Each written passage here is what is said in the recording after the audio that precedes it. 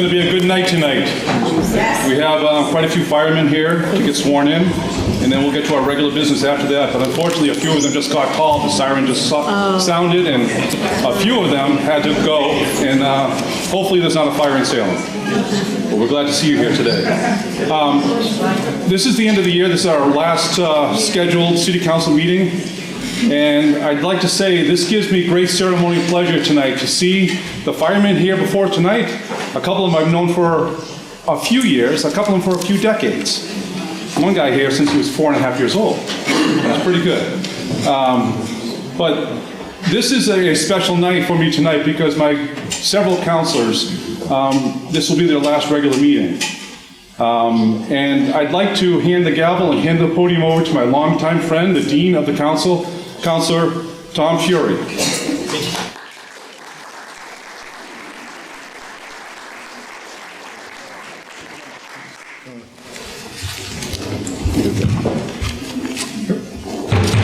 Practice.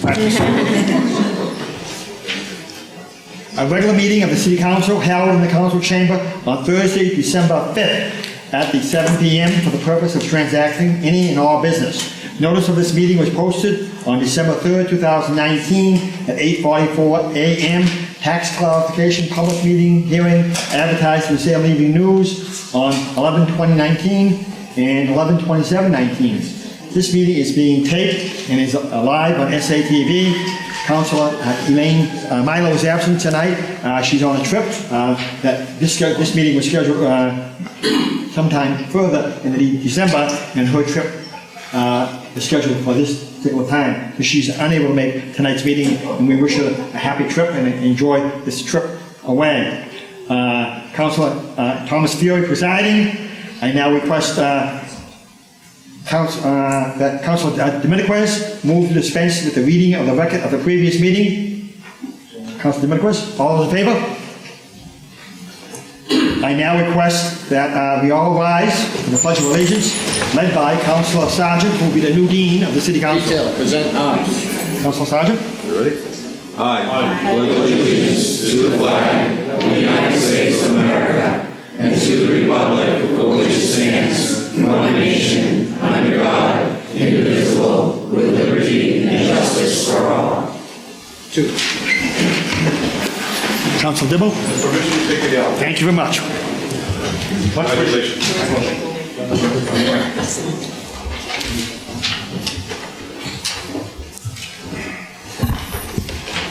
Thank you.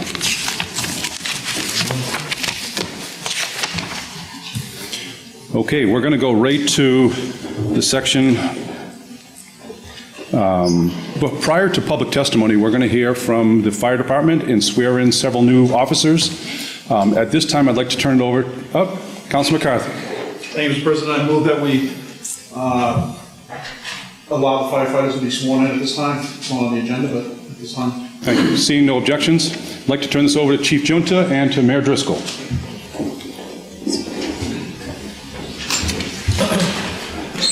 Good evening, everyone. It's always a pleasure to be in the position to welcome new members to our fire department and to swear in some veterans as they rise in superior ranks. I'm really grateful for the efforts that these veterans have made to our department. I really do feel like we've got an amazingly trained staff that is well equipped, well supplied, and looks to do the people's service here in an amazing way. And certainly yesterday's Tier 2 hazmat incident at Shetland Park indicated that. And as we see it, many, many incidents, we have a well-trained, well-prepared department, and something that makes us all very proud. As we have so many families here celebrating both rising in the ranks and new additions to our department, I really want to thank you as well. Being a member of a public safety team in the city of Salem is a sacrifice for family members who oftentimes have individuals who aren't home at the times you'd like them home, who are willing to give back and at times take the job home as well. So we're really grateful for your sacrifices and your willingness to share your loved ones with us as part of our safety and public services team. And to our newer members who are joining, really, we're very, very grateful that you've made a commitment not only to the fire department, not only to your brother and sister firefighters, but to the city of Salem and all the residents who are here. And I want to recognize the efforts of the council in partnership. We've, I think, really worked hard to make sure we do have the resources to bring people on, to make sure we're fully staffed. We have one of the shortest response times in the entire North Shore region in terms of fire services, and you know that you're going to have somebody well equipped, well-trained and well-prepared to handle whatever is thrown at them when they arrive at their destination. So I just want to say thank you to the council. Congratulations to our new members we're swearing in, to our veterans who are rising up in the superior ranks. We've invested in you, and we expect you to be leaders, and we know you will be, and we're grateful to have you here serving our community, and certainly looking forward to many more years of your service here in the city of Salem. And with that, I'll turn it over to Chief Gent, who also, I think, wants to offer some remarks and some congratulations. Good evening, everyone, and thank you to the council for letting us have your chambers to swear in our new members and promote the others. I have a little sentiment here that is the essence of a firefighter that was quoted by Bobby Athanas. Bobby Athanas is a personal friend of mine. He's the most senior firefighter in New York City, and he doesn't go to a slow house. He actually is in the Bronx on one of the busiest companies there is, and that's Rescue 3. I went to funerals with Bobby after 9/11. I served with Bobby down in New Orleans after Hurricane Katrina with FEMA for about a month, so we know each other pretty well. This is what he has to say to the new firefighters. Now listen here, kid. You just hit the lottery. You have the greatest job in the world. Kids look up to you. The elderly see you as the good old days, and grown men call you on their worst day. You're what's good in man, service. This job owes you nothing, and as a matter of fact, live as though you owe it everything. You have been given automatic trust by our citizens because of all those who came before you. Don't blow it. Get in there and make a difference. Leave it better than you found it, and do your job. I'd like to now introduce our members. Deputy Chief Scott Austin, 18-year veteran. Captain Michael O'Donnell, 34-year veteran. Lieutenant Stephen McCarthy, a 7-year veteran. And our new firefighters, Firefighter Michael Doherty and Firefighters Kenny Tejeda. Welcome aboard, you guys.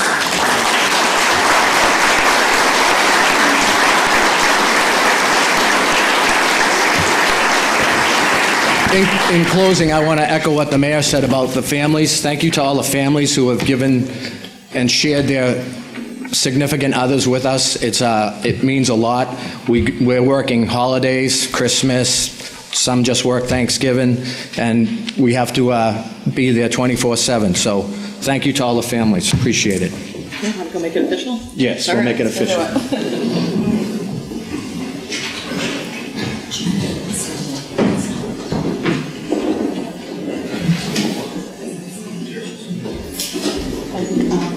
You guys know. I'm gonna say aye, and you'll probably state your name. You will do the little, when you never talk about who's in the work. Firefighter, you're gonna fill that in. Okay? You got this, right?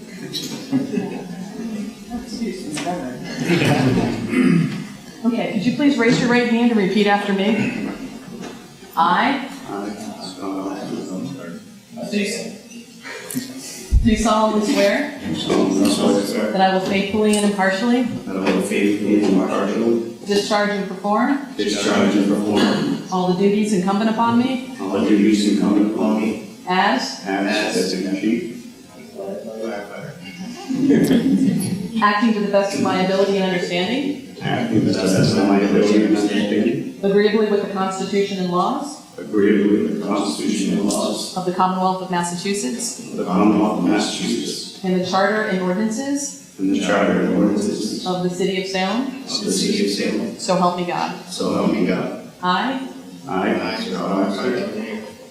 do solemnly swear that I will support the Constitution of the United States, so help me God. Congratulations.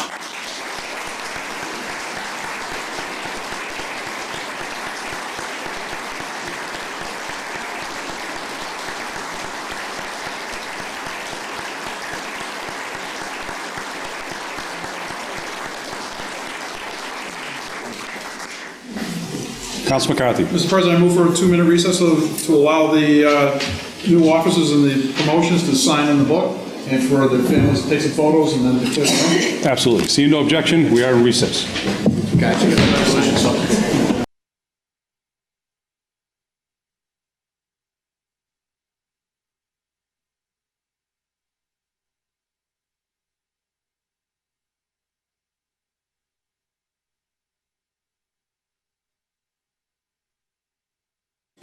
It's empty. It's empty. I think that's all kind of our highlight at every meeting when we can swear in new police officers, new firefighters, see them go up in their ranks. Tonight was really special because one young man here I've known since he was 4 years old, and I coached him for 4 or 5 years. You'll probably remember those days, Tom. Councilor Fury, sorry. I'd like to thank Councilor Fury in particular for his friendship, his leadership, friendship for several decades now. And just to thank you for your advice that you've given me and all that you've done for this council and for the whole city of Salem. So thank you, Councilor. I'd also, this being the last meeting for this calendar year, I'd like to thank Councilors Milo, Flynn, and Dominguez for the great job they did in chairing 3 different committees. And Councilor Peterson, I challenged you this year, and I gave you, as one of the rookies on the council, no longer a rookie yourself, I challenged you with one of the important leadership positions on the administration finance. And I think you rose to the challenge, and you did a great job on that. One of the most difficult committees we have. Nice job. I'd like to single out Councilor McCarthy. I've seen you in action for a long time, longer than I've been a counselor, but I challenged you with the most difficult committee, Ordinances, License, and Legal Affairs, and you were busy this whole year with all sorts of things. And you did it without a blink. It was just, you did a phenomenal job, I'd like to say. Thank you. I'd like to thank all the councilors. We had a tough year this year. We're a very busy year. And I think the last 6 meetings, we've come together as a council and worked together. So I thank you for your efforts. With that, I'd like to open the meeting up for public testimony. We have 3 speakers tonight. The first 2 speaking about 20 Franklin Street, the third speaking about tax. So with that, Jeff Cohen, please. Jeff Cohen, 12 Hancock Street. Before I talk about 20 Franklin, I don't see him in the room, but Doug Bowker has been, is up to be confirmed second time for the CERC committee. He brings a unique perspective. He does animation, talking about doing some stuff with flood maps and historical data for our committee. He also lives in an area where he gets, he and his family get flooded quite a bit. So he has a very good perspective, and I hope you'll unanimously confirm him. Regarding 20 Franklin Street and the petition that Ann Sterling brought to the council, because something is legal does not mandate it. Our city is already facing a climate emergency, and yet we have not done the minimum we need to mitigate the effects.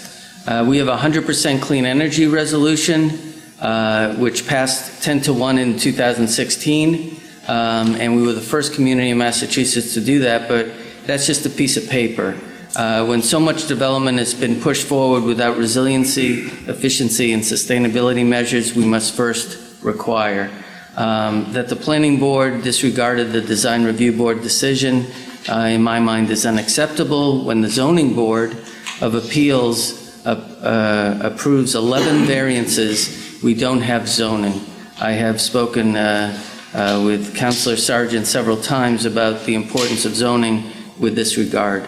This development is not sustainable or resilient, and you can and should delay the conveyance of the city-owned lot until you have fulfilled your responsibility to make sure we have minimum standards in place for properties that sit so close to the water that potentially will not be livable in the future. Thank you. Mr. Cohen, can I ask that you transpose that into the record and submit it so we can all get a copy of that? Thank you. Sure. Ann Sterling, please. Good evening and thank you. Ann Sterling, 29 Orchard Street. I asked for time on tonight's agenda to present you with a historical and public information regarding the ownership of a half acre of Furlong Park. This half acre has long been the subject of a dispute with the owners of the Ferris Junkyard and is now being allowed to be sold by Mr. Ferris in new plans for a luxury development at 20 Franklin Street. This half acre was part of Franklin Park in 1926 when the Commonwealth accepted the 5.5 acres as a park. The deed and the title to the park were the basis of a lawsuit filed by the city in 1983 against the Ferris Trust. In 2008, this half acre was included in plans for renovation of Furlong Park, which was funded by a PARC grant and was to be upgraded. Specifically, that half acre was to be upgraded to a boat launch with 30 parking spots. The time has come for the city to make all needed actions to return the use of Furlong Park to the children of Salem. I ask you for the requested short amount of time tonight on tonight's agenda to review this record with you.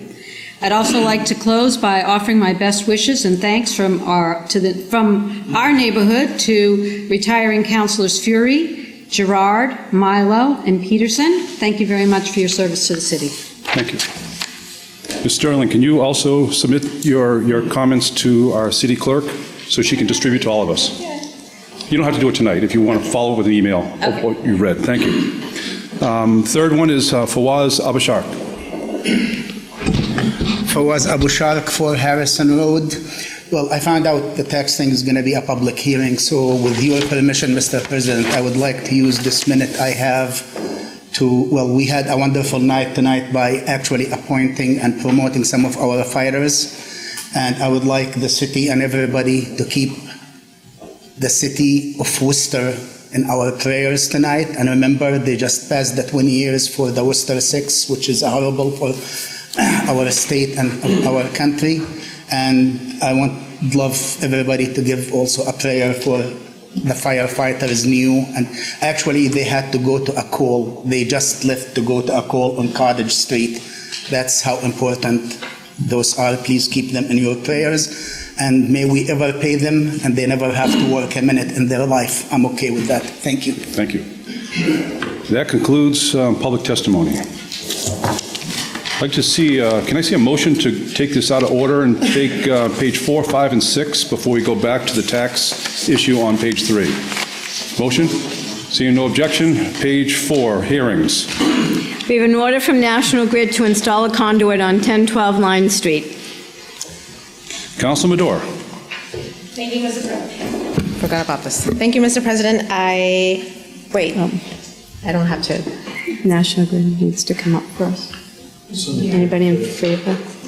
Okay. Appearing in favor. Thank you.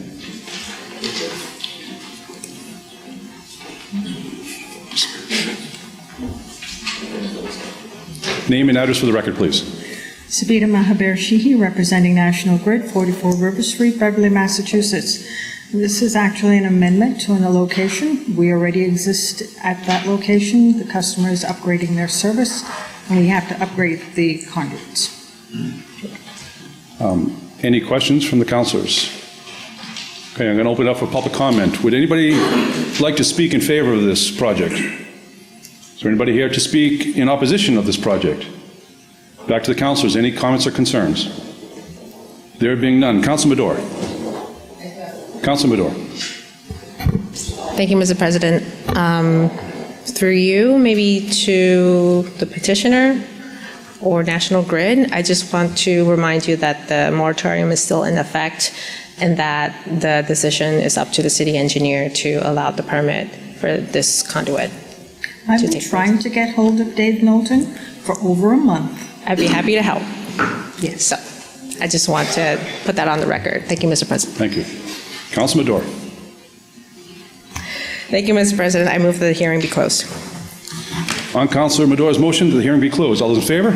Opposed? The ayes have it. Councilor Madore. Thank you, Mr. President. I move that this be granted. On Councilor Madore's motion, that it be granted. All those in favor? Opposed? The ayes have it. Thank you. Further hearings. We have an order from Crown Castle to install a conduit on Highland Ave at Traders Way. Appearing in favor?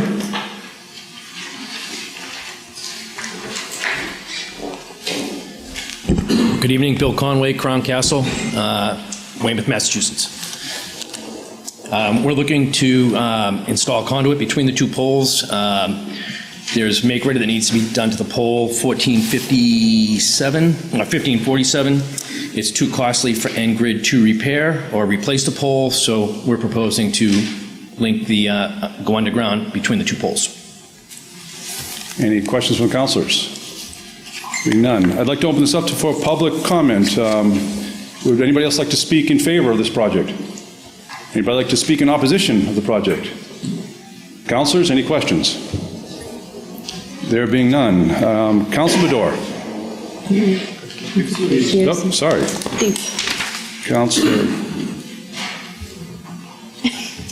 Councilor Peterson. Thank you, Mr. President. I move that we close the public hearing. On Council Peterson's recommendation that we close the public hearing. All those in favor? Opposed? The ayes have it. Council Peterson. I move that this be granted. On Council Peterson's motion that it be granted. All those in favor? Opposed? The ayes have it. Thank you. Thank you. Appointments and reappointments. I've held from the October 24th meeting the mayor's appointment of Douglas Bowker of 41 Forester Street, Salem, to the Sustainability, Energy, and Resiliency Committee with a term to expire on July 20th, 2020. Now, Council Madore. Thank you, Mr. President. I would like to move to hold this under the rules. I haven't been able to get in touch with Mr. Bowker, so I would like to confirm that he is still interested in serving before we appoint him. Seeing no objection. On Council Madore's motion, all those in favor? Opposed? Ayes have it. Further appointments and reappointments. We have held from the October 24th meeting the mayor's appointment of Carly McLean of 22 Albion Street to the Salem Zoning Board of Appeals with a term to expire on October 24th, 2020. Council Flynn. Thank you, Mr. President. I move for confirmation by roll call vote. Under discussion? Sure. I'd just like to say this is really a great appointment for the ZBA to have Carly McLean. I got to meet her a few years ago, and her husband Lev. Great people in Ward 4. She's an attorney, and she has extensive experience in community development and housing. I think she's going to be an asset to this board, and we're very, very lucky to have her. Thank you. Any further discussion? There being none. On Councilor Flynn's motion for confirmation by roll call vote, Madam City Clerk, will you please call the roll? Councilor Torrio? Yes. Councilor Sargent? Yes. Councilor Peterson? Yes. Councilor McCarthy? Yes. Councilor Madore? Yes. Councilor Gerard? Yes. Councilor Fury? Yes. Councilor Flynn? Yes. Councilor Dominguez? Yes. And Councilor Dibble? Yes. Thank you. 10 councilors present, 10 voting in the affirmative. The matter carries. Councilor Flynn. Yes, I'd like a suspension of the rules so Ms. McLean can speak if she chooses to do so. Seeing no objection, Ms. McLean.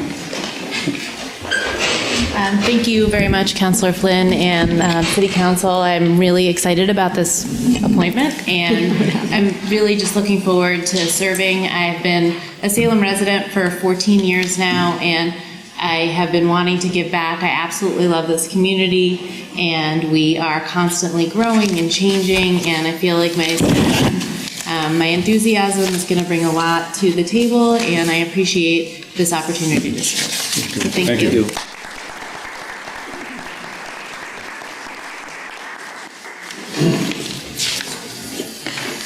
Okay. Councilor Gerard. Thank you, Mr. President. Can we just go out of order to page 19 to petitions? Because I know the representatives from the Wicked Running Club are here, so we can just get that petition done as well. Which item is that?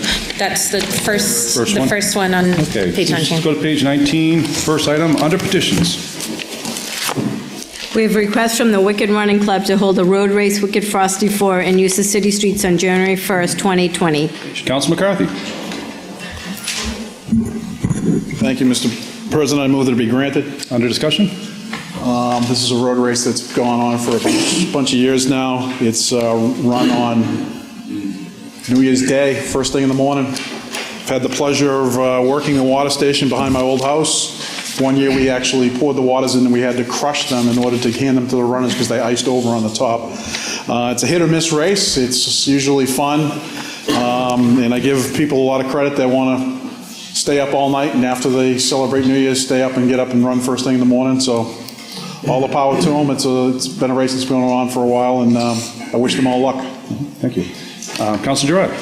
Thank you, Mr. President. This is actually one of my favorite races. My sister-in-law and I, we always race against each other on this, and I think she may be leading me right now. I think we've done it like 7 or 8 times at this point. So, and this is a great opportunity because this is also when the running clubs gives back to the community because of the race entries.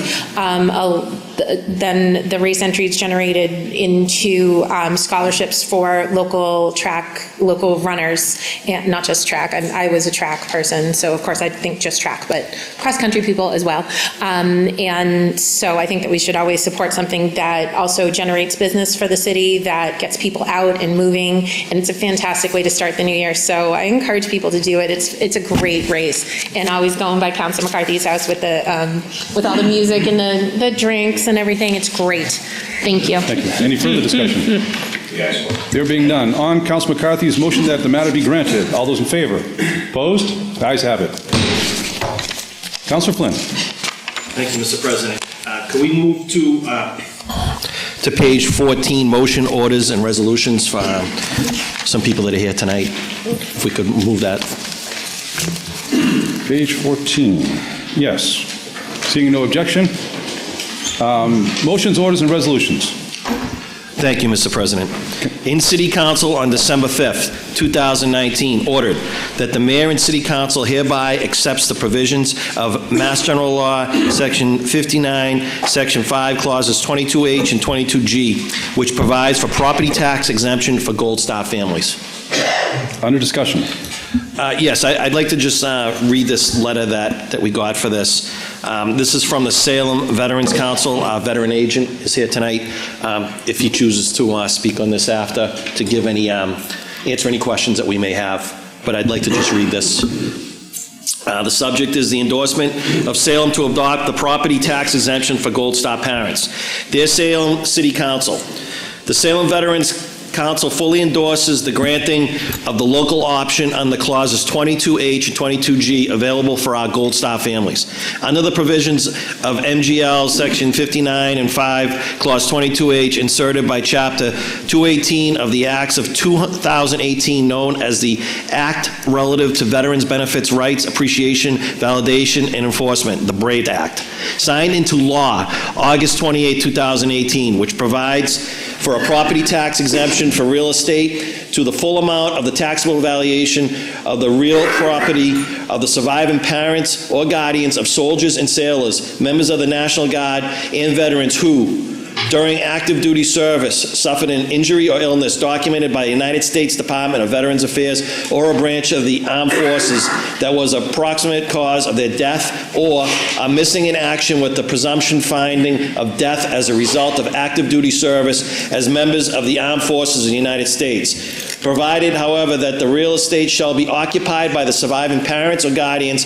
as the surviving parents or guardians domicile, and provided further that the surviving parents or guardians shall have been domiciled in the Commonwealth for the 5 consecutive years immediately before the date of filing for an exemption pursuant to this clause, or the soldier or sailor, member of the National Guard or veteran was domiciled in Commonwealth for not less than 6 months before entering service. Surviving parents or guardians eligible for an exemption pursuant to this clause shall be eligible regardless of when the soldier, sailor, member of the National Guard, or veteran died or became missing in action with the presumptive finding of death, provided, however, that the exemption shall only apply to tax years beginning on or after January 1st, 2019. In addition, under the provisions of Mass General Law, Section 59.5, Clauses 22G, inserted by Chapter 218 of the Acts of the 2018, known as an Act Relative to Veterans Benefits Rights, Appreciation, Validation, and Enforcement, BRAVE Act, signed into law August 28, 2018, provided for a property tax exemption for any real estate that is a domicile of a person but is owned by a trustee, conservator, or other fiduciary for the person's benefits if the real estate would be eligible for exemption under clause 22nd, 22nd A, 22nd B, 22nd C, 22nd D, 22nd E, or 22nd F if the person were the owner of the real estate or act or anything relating thereto. The full BRAVE Act can be viewed at the website that's listed here, and relevant excerpts are provided above. The intended purpose of these provisions are to grant a full exemption for property tax to Gold Star parents or guardians of soldiers and sailors, members of the National Guard, and veterans who have paid the ultimate sacrifice in service to our country. It is requested that this endorsement be given favorable consideration by the City Council. From the Commander, J.M. Cole, Salem Veterans Council. Councilor Flynn, will you please cite your motion? Will you please read your motion? Yes. In the City Council on December 5th, 2019, ordered that the mayor and City Council hereby accepts a provision of Mass General Law, Section 59, Section 5, Clauses 22H and 22G, which provides for a property tax exemption for Gold Star families. And your motion at the bottom? For adoption. By a roll call vote. Okay, thank you. Madam, seeing no objection, Madam City Clerk, will you please call the roll? Councilman Madore. Further discussion? Further discussion. Yes, thank you, Mr. President. I'm really glad and appreciate Councilor Flynn for bringing this order in. I was first notified about the Brave Act by the AU family who felt that this would be a great exemption to adopt in Salem. I don't believe any other community has done so since the Brave Act was adopted last year. And for families who have lost their own children, I did a really quick calculation. I think this is probably going to be 0.01% of our annual budget, and I think that is absolutely nothing to pay for the kind of loss that these families have endured. So I'm really glad that we are adopting this tonight and appreciate and just full of gratitude for the service of our service members. Thank you. Very good. Any further discussion? There being none, Madam City Clerk, will you please call the roll? Councilor Turio? Yes. Councilor Sargent? Yes. Councilor Peterson? Yes. Councilor McCarthy? Yes. Councilor Madore? Yes. Councilor Gerard? Yes. Councilor Fury? Yes. Councilor Flynn? Yes. Councilor Dominguez? Yes. And Councilor Dibble. Yes. With 10 councilors present, 10 voting in the affirmative, the matter carries. Okay, seeing no more hands, let's return to page 3 of our agenda. Councilor Gerard. Mr. President, just want to take a moment of personal privilege to just recognize that Councilor-elect Marcillo has joined us, and as well as my successor, Councilor-elect Riccardi. And Councilor Hackworth. And oh my God, and Councilor-elect Hackworth. It's fantastic that all of you are here tonight. Thank you so much for coming out. Thank you for running, and thank you for wanting to serve. Thank you. Thank you for pointing that out. Welcome, you guys. Good to see you. Look forward to working with you the next 2 years, all three of you. Okay, page 3, public hearing. We have a public hearing on the issue of allocating the local property tax levy among the 4 property classes for the fiscal year 2020 and the residential, open space, and small commercial exemption options. All councilors present except for Councilor Milo. Board of Assessors, can I have the Board of Assessors? Can you introduce the Board of Assessors that might be here? I will. Hi, Debbie Jackson, the assessor. Welcome, councilors, mayor, public, to the classification hearing. With us tonight at the Board of Assessors, we have Rich Jagolta, Robert Millerick, and Tina Zolano, one of our newest members, to join us. We also have Jim Bond working the computer, and Stephen Cortez sitting in the corner. Okay, thank you. I'd like to turn the meeting over, the public hearing over to the mayor, the director of assessors, and the Board of Assessors for discussion and a presentation. Thank you. Okay. We're required by law to perform an annual review of all property sales, income and expense from commercial and apartment buildings, and respond to changes in the real estate market. By mass law, we are required to maintain assessments at a full and fair cash value, which we do by collecting and analyzing information about the physical characteristics of all the properties in Salem. The analysis indicated that this interim year adjustments were needed on all classes of property, and I'm happy to report that we've seen a healthy year with a lot of new property growth that represents new growth in properties and tax dollars. We have the presentation up on the wall, and basically we're here once the properties have been classified. We hold the public hearing, and the Board of Assessors has analyzed all the information. We've sent everything into the Department of Revenue. They've approved all our values, and tonight we are here for the councilors to set the tax rate. What we do is the levy is the total amount of taxes to be raised through taxation, and the levy limit is the maximum amount that the community can raise each year. We look at last year's levy and we can add the 2.5%. And then this year, we do have another slide, but we actually have $5.9 million in growth this year. We'll go over a little bit more of that later. New growth, again, is probably one of the most important things for helping us keep the city going. And this year, we'll also end up being about $4 million below the levy limit. It's actually a little bit less. So tonight, the councilors select the residential factor. We usually vote no on the open space discount, the residential exemption, and the small commercial exemption. Those are the 4 actual votes that the city councilors have to do on an annual basis.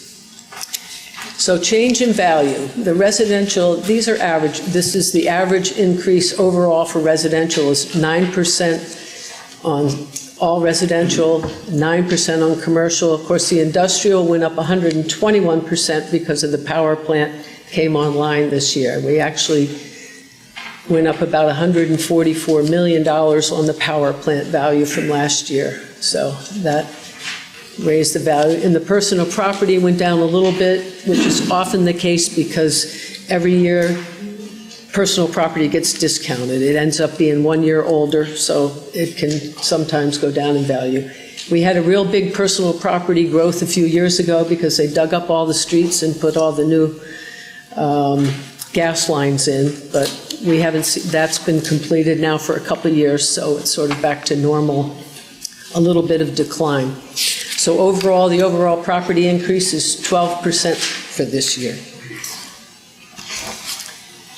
Now, growth, how it affects the levy limit, the single family, the overall growth was $14 million plus dollars. Of that was about 13 brand new single families and lots of renovations. The condominium growth is we had 100 new condominiums, so that added a lot to the growth. And the 2s and 3s is typical, just work. The multifamilies, we have some new complexes that are will be under construction this year and partial growth. Industrial, again, the power plant is added significantly. We had a couple other pilots that are in the works up off of Swampscott Road. And still personal property, even though the values have gone down a little bit, we still get growth dollars from new construction, new personal property in the town. And then we have some, with vacant land, we have some new lots that add value, couple new subdivisions, one off of Clark Street that we're going to have 29 new single families there. A little bit more on the growth. Just to give you an idea, 70 Boston Street was pretty much an abandoned property. Yes, it was commercial, and the old assessment was $756,000, and the taxes were $22,687. It now has 54 residential units plus 6 future condos right on the street side, and right now, the present assessment is $9,628,900. And so the tax increase is approximately $120,000 increase with its conversion. South Mason, there'll be a total of 29 condominiums at that property. Right now, there's only 13 complete condominiums. 11 South Mason, which is the old ice cream factory, that is actually wasn't complete as of June 30th, even though those parcels are now, the units are being sold, but we have a cutoff date when we can look at growth. Just taking a peek here. Yeah, with 100 new condominiums, just one thing, the average condo value is about, I'm not sure off the top of my head, $300,000, 311. Of the 75 new condominiums, of the 100 new condominiums, 75 of them sold for well over and are assessed well over the average condominium. So when we get to that, the average increase on the condominiums is definitely, or the overall appreciation is a little higher, but you also have 75 brand new ones that add to some of the value that might skew that just a little bit. So this year, the levy The limit is $107,591,472, and the levy is at $103,616,867, which puts us approximately $4 million below the levy limit. So that's excess levy capacity, so we're not raising the taxes as high as we could. In doing our analysis, we looked at 712 sales. We have mostly condominium sales, then singles, multis, fewer commercial, and the 4 mixed use. With commercial properties, we look at sales and income and expenses, so they get both. You can see the averages. The single family went up 6%. As I said, the condos went up a total of 8.4, but I equate some of that just to the brand new, the higher end condos that are being developed now. Back to the 2s and the 3s and the singles went up the average this year. Last year, the multifamilies had gone up significantly higher. The apartment buildings, we've seen the big complexes have been selling for significantly higher than they were assessed, so we've raised them accordingly. And we've seen much more commercial development and more support for higher commercial values in the city, so they've gone up an average of 10%.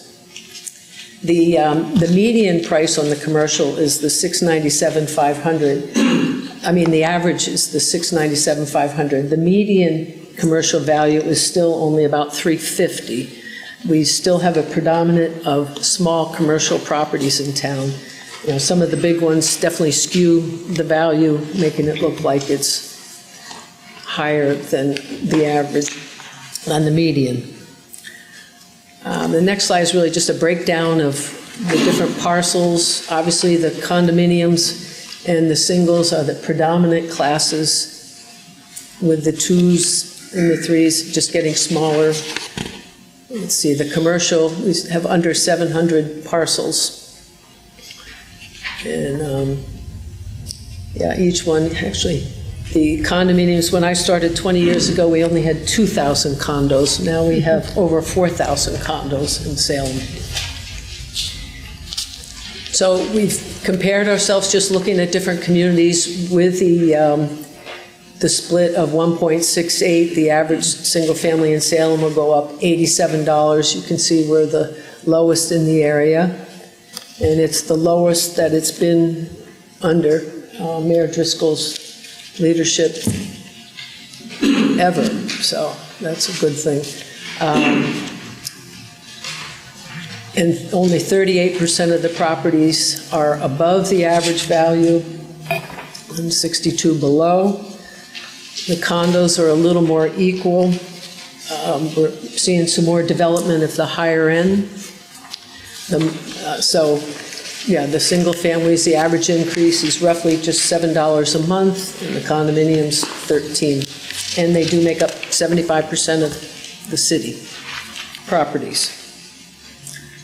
The multis, again, this year, it's a low increase, just $97. Most of the 2 families are below the average, and the 3 families, it's a similar.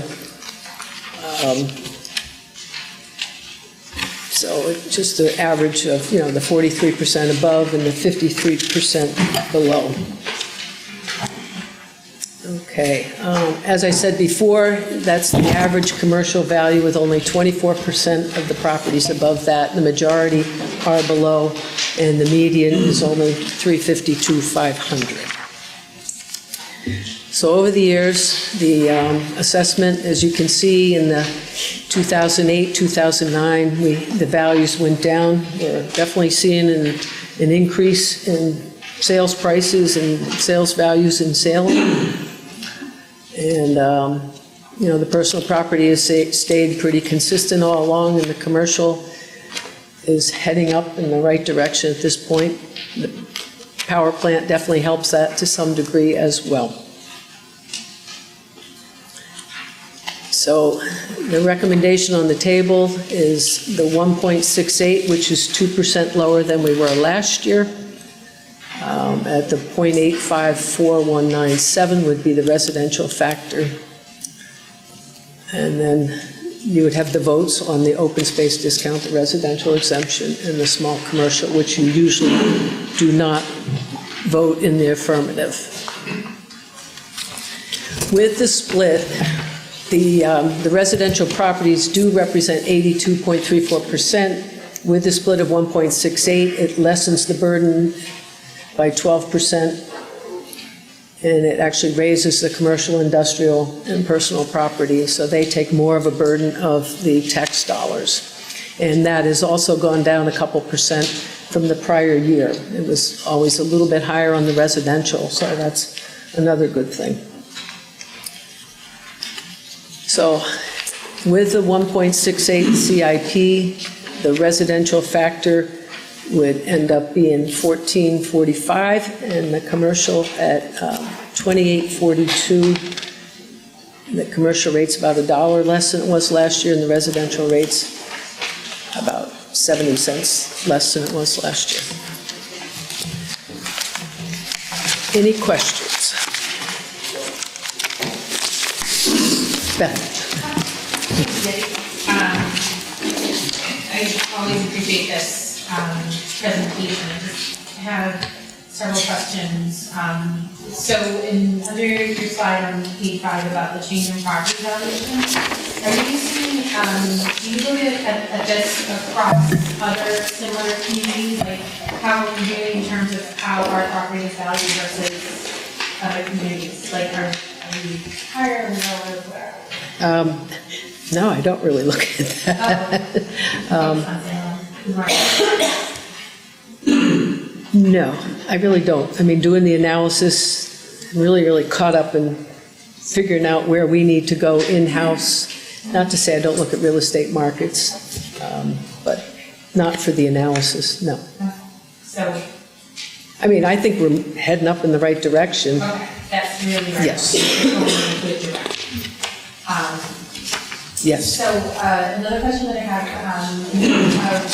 the new assessment and new taxes on 11 subdivisions, that's obviously more 6, kind of what I'm interested in this. So are those new taxes based on the total proposed to be built, or is that just what's done at this point? Just what's done at this point. Okay, so what, do you know roughly how much more that's going to increase once the other 16 units get built? Probably double? Probably close to it, yes.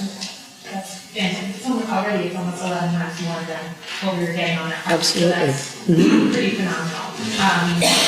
In terms of our levy limit, how have we been historically? Like, I know we always talk about that, and it's really nice when we have that cushion there. I know you pointed out we're at almost $4 million. So how does this compare historically? Have we? We've been relatively a good amount below the levy limit for quite some time now, which is a testament to managing the money in the city. So that's been a real good thing. And so under the industrial values, the average value change, like, and you have a note under industrial that footprint isn't included in this. How would footprint affect that change for the industrial? I think it was overall it's 121% increase. So in average, I think it brought it up to 2.6 million. So it wasn't realistic of all the rest of the properties, so I took it out. And also, I love to ask this about in terms of how we are in terms of the case mix and the payer mix. So how does this graphic look to you that where we have so many single family and condos and everything? Is this a healthy mix? Should we be seeing more single family? Should we be seeing more condos? What is your?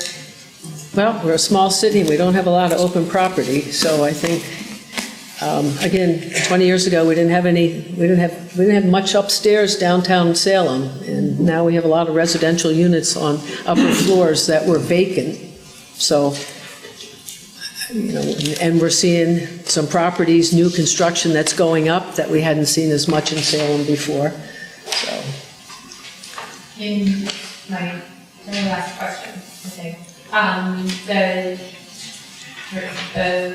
single family bill that it's only have here that it's only 38% of the single-family homes that are assessed above the average. Is there one particular area of the city that are concentrated in? I would say there used to be, no, I think it's spread out now. I mean, we have some new pockets of new construction up off of Highland Ave, off of Marlborough Road, that we're seeing a significant increase in value. I mean, we certainly have some of the downtown McIntyre district that historically has been higher. But North Salem, there's little pockets everywhere. That's the nice thing of Salem. It's kind of interspersed everywhere. We have diversity in many. Yes, we do. All set, Councilor? Deb, I'd like to say your office always does a very good, very thorough, very professional job. Your staff, when I go to visit them, the numbers that we just saw up above, thank you for your efforts. A couple fast questions.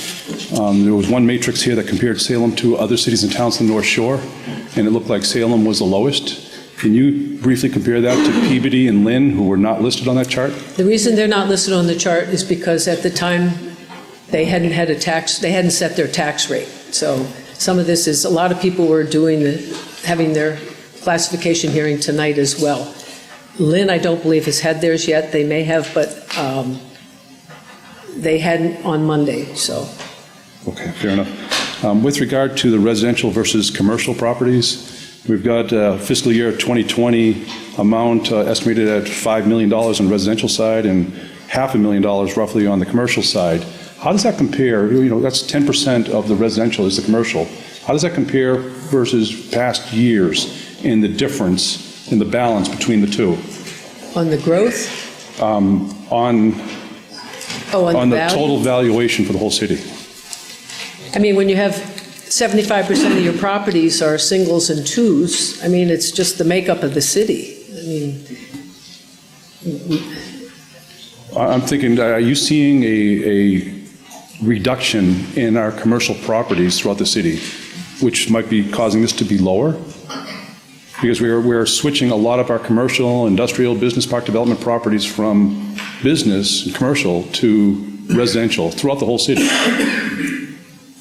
I mean, I think it's a testament that people want to live here. I think we're not on 128, and I think we have become more a residential community than maybe we were 40 years ago.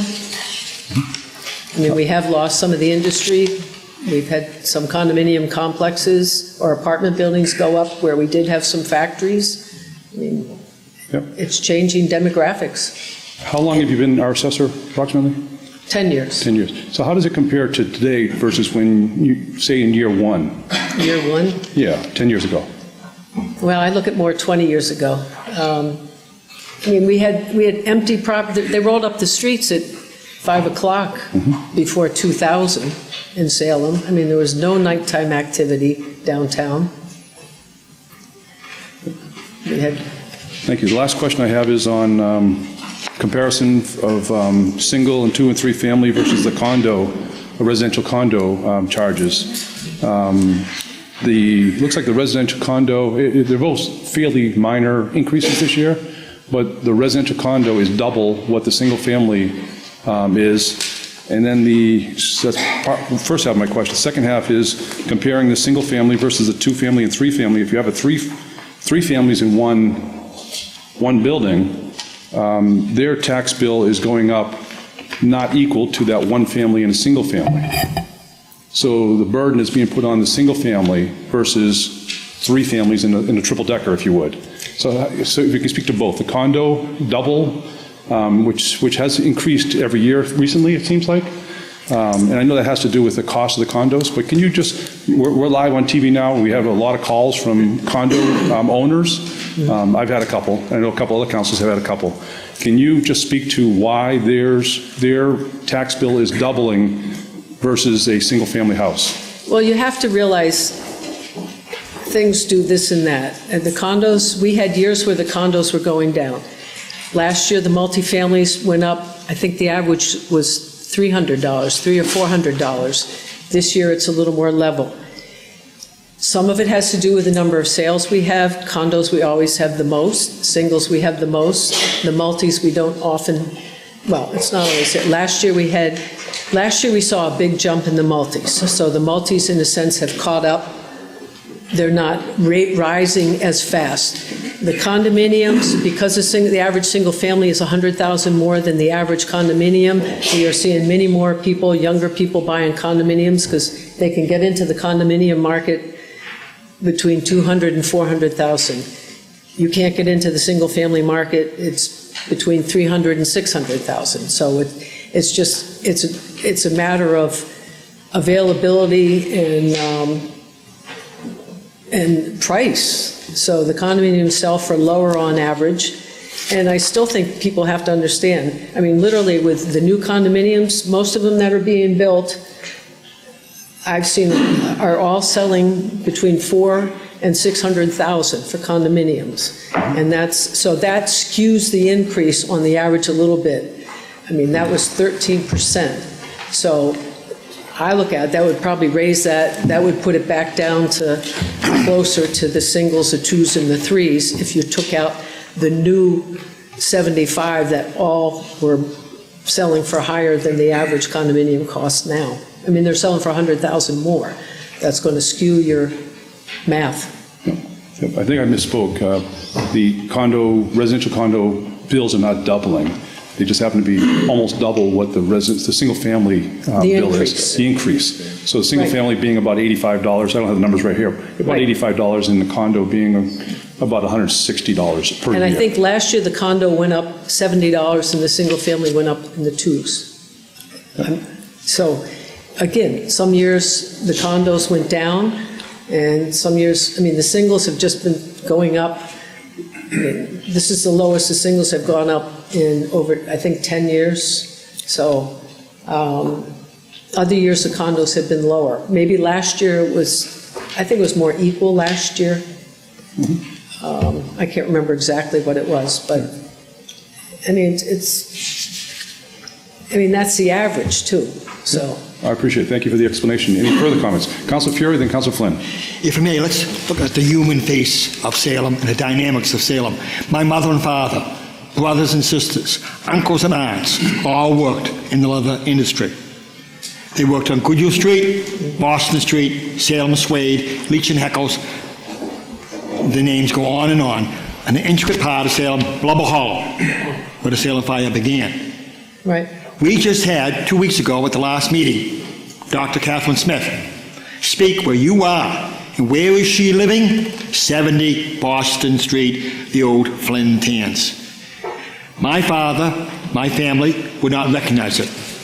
I personally grew up in Salem and went to the Intercott School in the first grade. And my father, back in the 1950s, brought me down to Flynn Tans. And he said to Tom, climbing up a big ladder on Flynn Tans, which was an economic engine down to Ward 4, Boston Street, and climbing up, and he was bare-chested, he was totally sweaty, working in the leather industry. He was a tacker. So a typical kindergarten, first grade kid going down to see his dad, he had tacks in his mouth. He was called a tacker. And he would put the hides, and one never realizes how big the hide of a cow is. And he'd be up on a tall ladder, nailing the hide in flames. And he looked down at me, and he said, Tom, don't you want to become a leather worker like your dad? And I said, absolutely no. No way. And here I am, 2019. And how lucky we are. It took, let's go see, Mayor Driscoll has been in office 14 years. I remember sitting down with the developers of the Salem Suede 18 years ago. How long it's taken? The parks are all landfills, hazardous pollution, Franklin Street pollution, diggings, and so on. If you look at the human face of Salem just 2 weeks ago, one bat of an eye, when Dr. Catherine Smith introduced herself saying, 70 Boston Street. I think all of us look back to where Salem was, is, and where it's going. It's a very robust, exciting economy. It's a place to be. Most cities and towns would give their right arm to have what's going on in downtown Salem and throughout Salem. Hazardous waste everywhere. Mansell Park, Councilor Flynn, right? Everywhere you dig, Franklin Street, McGrath Park, everywhere you go. My father died of a black lung disease and cancer of the liver from all the chemicals. And we had Chief Junto who went to 2001. He knows the expertise, which just happened down at Shetland Park this week. How Salem is a very divergent city to live in. It's with a dynamic future, and I'm very excited by the outlook. As the outgoing dean of the city council, I wouldn't mind living at 70 Boston Street or Goodhue Street, or the new developments going on in Salem Swade. But I can remember Mayor Driscoll sitting where Councilor Flynn is. How long it's taken to get that done? Salem Swade, oil and grease. Oil and grease was bought for $1. That bad. $1.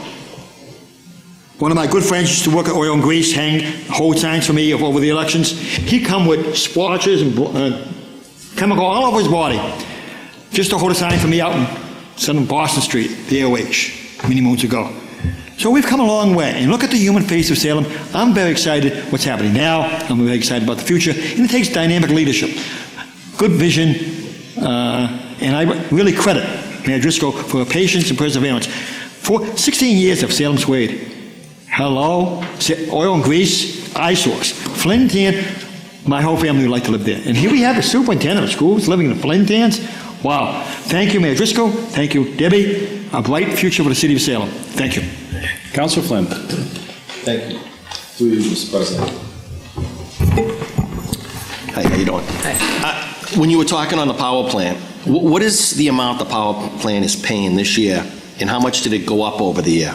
The power plant is paying $5 million, rounded, $5 million and $5 million, $5, something for this. To be honest with you, I'm not exactly sure, standing here, but it went up $4 million in tax. Okay. Well, just to clarify that, so it shifted over on the tax side. Yeah. It's up probably almost $300,000 from, we had a collection of money coming in as bridge financing from the state and from the power plant, and it will incrementally go up every single year. So this is, I think, around $250,000, maybe $300,000 of actual dollar increases. But it was a shifting of where those dollars are coming from, just to make sure we're sure about that. But it will continue to go up, obviously, over the next 19 years of the tax agreement on an incremental basis. And if they do better, there is a way for us to leverage if their returns and the price of electricity, there's a pivot point for us to go up from there as well. Okay, thank you. My other question, on the chart, you have the average single-family tax increase we were talking about, $87, which is fair, good. Do you have similar figures of where the condos compares with other cities like this? No. Like we're going up, the average 161. Do we have any idea no idea if we're way ahead of other cities or behind? I mean, I do for the increase, for just condos. I don't know. I mean, I really don't know. Can I build on that just a little bit, Jeff? Sure. Because I think what we're seeing in Salem, and we started this actually a few years ago, we are a city that has actually a healthy mix of both houses, single-family homes, multifamily homes, and condominiums. Many cities really don't necessarily differentiate. DOR has these classifications, but you're not going to see as many condos in Danvers, right? Even in Peabody, as you see in the city of Salem. And you're not going to see as many multifamilies in other places. So most of the time, frankly, if you're looking at Beverly's report, it's just going to talk about single-family homes. Like, that's the only way they classify everything residential. We really should, we break it down to provide you with more information, but I think in sometimes doing that, we create this divisiveness. We heard it last year, I heard a little bit of it this year, that condo owners feeling like, oh, we're paying more. And the reality is the average condo bill is $1,500 less than the average single-family home bill, right? We're all paying the same rate. It's really a values game. Condos went up 8%. Newer condos are selling for significantly higher. Single-family homes, they're still increasing, but they were like at 6% in increase. So it's a classification information piece that we give to you, but it's not meant to sort of pit two families and three families went up tremendously because there were increases that were jumping. Everybody's paying the same rate based on value. So if your increase is slightly higher, it's just about your values in that particular class going up faster. Right. But for condo owners, you are paying less than the average single-family homeowner. The average bill for a condo owner is actually 14 and change less than the average single-family homeowner. Even with your increase being slightly more this year, what you actually pay is less. So you don't have land values. It's a different unit style. just to, really bring that point home for folks who might be listening. Okay. Just to clarify, Mayor, you said 14 and change, that's 1,400 less? $1,400 less, yeah. The average, it's $1,427, I believe, less than the average between the two averages. So, nobody wants their bill to go up. We try and keep them as reasonable as we can. This year, it's a little bit more reasonable for single-family homeowners, but over an 11-year average, and I think I sent this to many of you so you can have this information, the average single-family home bill has gone up $157 per year. The average condominium bill has gone up $111 a year. So it's really about what's happening in the market, and you may see, as Deb mentioned, there are some years that the condo bills have been lower and the increases have been lower, and the increase on single-family homes was higher. There were a couple of years where 2 and 3 families were really higher because they were scarce and they were desired, and the market was increasing really quickly on them. So, but everybody's paying the same rate. It's based on values. I understand that. And I still say to everybody, I will buy anybody's house at its assessed value, because honestly, we capture, 95% of the value. Most homes sell higher than the assessed value. So we're not capturing every single piece of the value, and it's looking at arrears as well, just to keep that in mind. Thank you. Well, as the council president was saying, I've had a lot of calls regarding the condos, and I think you can understand. I understand what you're saying, they're paying less, but their increase last year was more than the residential. Yep. I know you said it was a little less, it was actually more. Yep.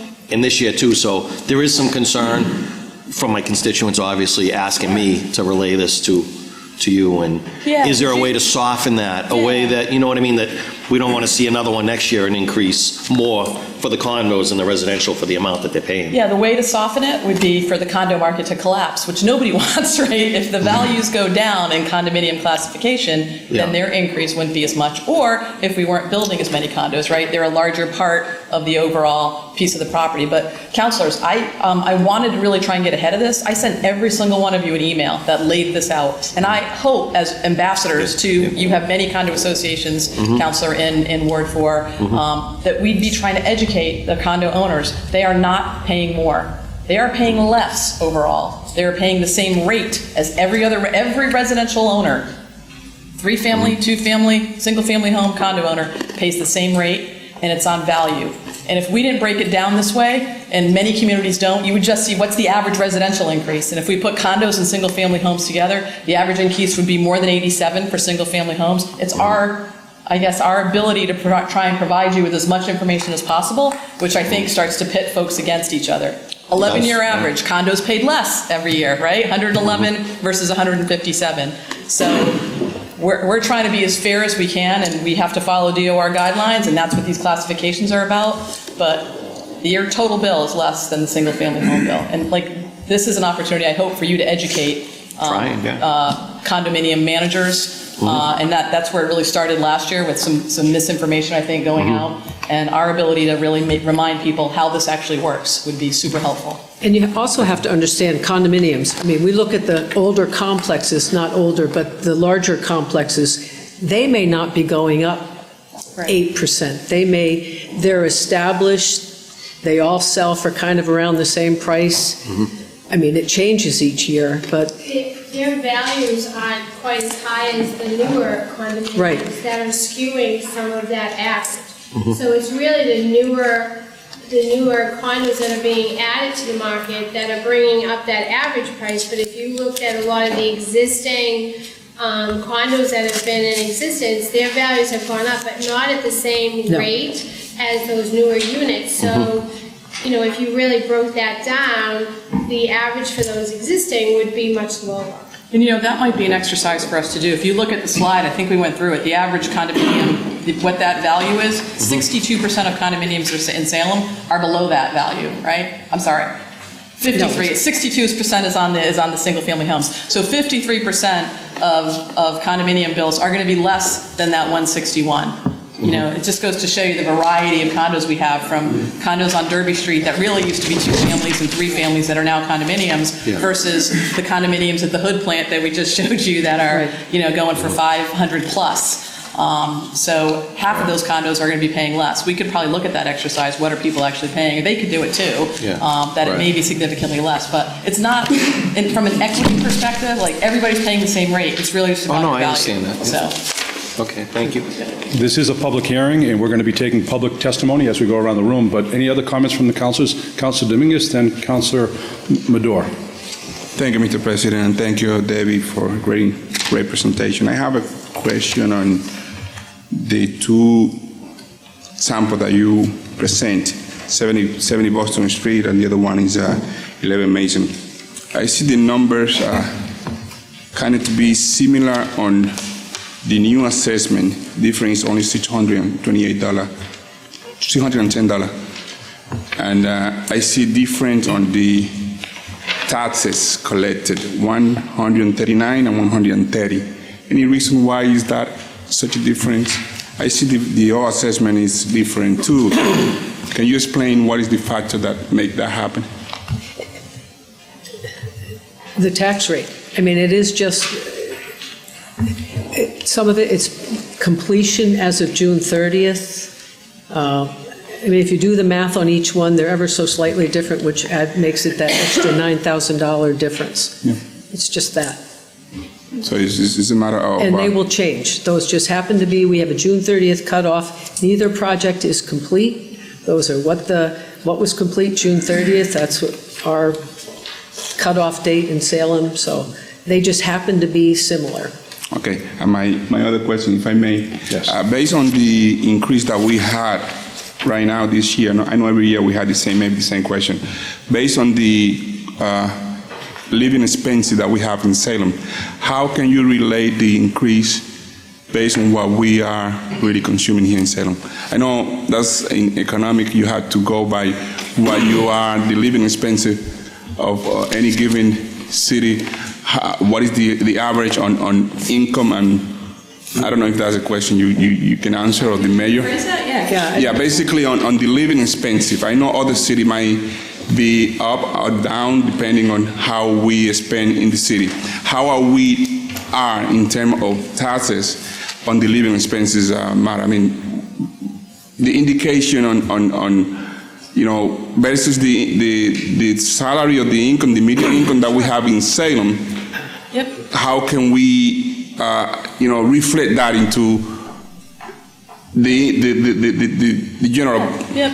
Income inequality with respect That's to right. the residents who are living here versus that's tax exactly bill. right. We haven't really done an equation that looks like that. I would say that generally, depending on what community you're comparing us to, we have higher numbers of economically disadvantaged individuals. We know we have a lot of single-headed households, primarily women, and so we have a younger demographic than many communities. So our income levels, our average household incomes, are going to be lower. So the percentage of an income going towards an increase could be higher. I haven't really done that exercise from that perspective.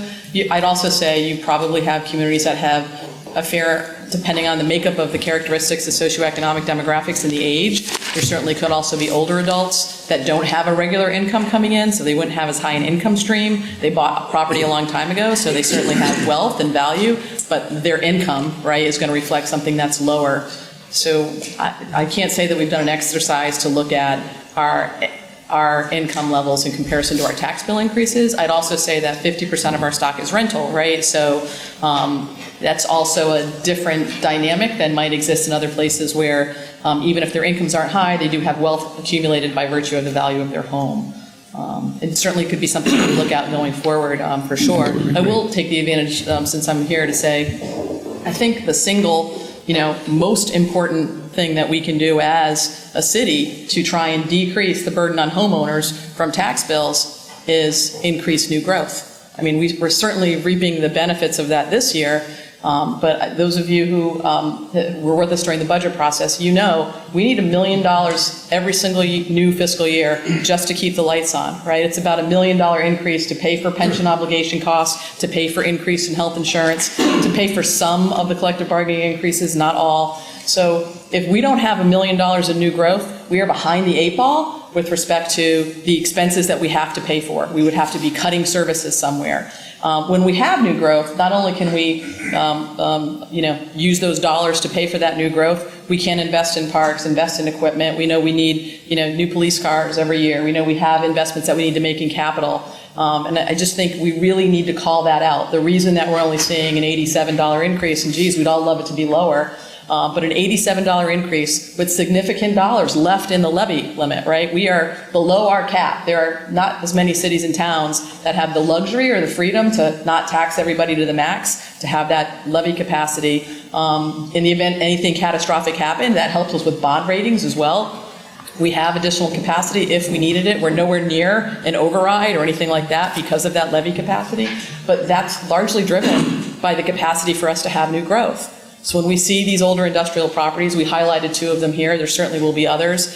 While they were on that commercial side, Councilor, you talked about the pie, like what did the pie look like before, the split between commercial and residential? It really can't be lost on us that even though those properties that we highlighted, those former leather factories and old industrial sites were commercial, they are paying us much more now as market rate housing with 10% affordable than they ever paid us as a commercial property, even with multiple shifts. If you look at our top 20 taxpayer list, it is littered with residential complexes. You know, the old Parker Brothers, a wonderful place, lots of jobs. Like that is that one aspect that you don't get with the residential housing. But right now, we really do have a housing need when we see these properties being transferred over, especially if it's a dirty industry like tanneries that really we probably wouldn't want here now.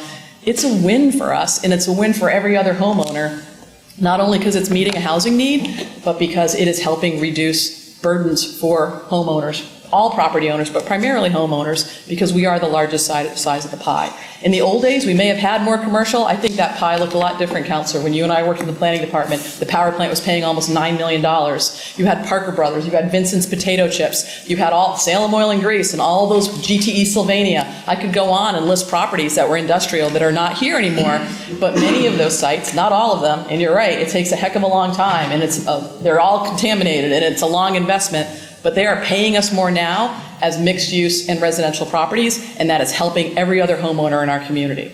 And it's just, when we think about budgets and what it's going to cost, we need new growth. We need to be mindful of that when we're talking about zoning policies, when we're talking about what type of reuse is happening in our community. That new growth is what fuels our ability to deliver services to residents and not overly burden homeowners with taxes. Just want to make that point. I know many of you know that, but I think this year in particular, it's very illustrative. Councilman Madore. Thank you, Mr. President. For Deb, through you. I have 2 questions. Earlier you talked about the change in valuation for apartments, that some of these, I guess their buildings are selling higher than the assessed. Can you give us some examples of what caused that, or specific examples of higher sales? It's now Bell. Bell sold in the last couple of years. Bridge Street. The apartment complexes in Vinton Square sold. One other sold. No, the large apartment complexes. A lot of them changed hands in the last few years. A lot of they're the 112, 9 units and above. The larger apartment buildings, again, these were selling for $50,000, $100,000 a unit, probably less, but all of a sudden they're really desirable. We've seen sales. We had a couple sales that were double what the assessed value, prior assessed value. Again, so that makes a higher increase. But we're building new apartment buildings. So we've added those in. We've added in, they're only assessed as land, but we've added in, we have a potential of 74 new units, 72 new units, more new units on Flint Street. We have 35 units on Canal Street. They're in there. We have 65 Washington Streets. They go in as apartment buildings. So that's all significant new value to that classification of building. So that also adds to the increase in the value. So I'm just a little concerned about the increase in valuation for these larger buildings.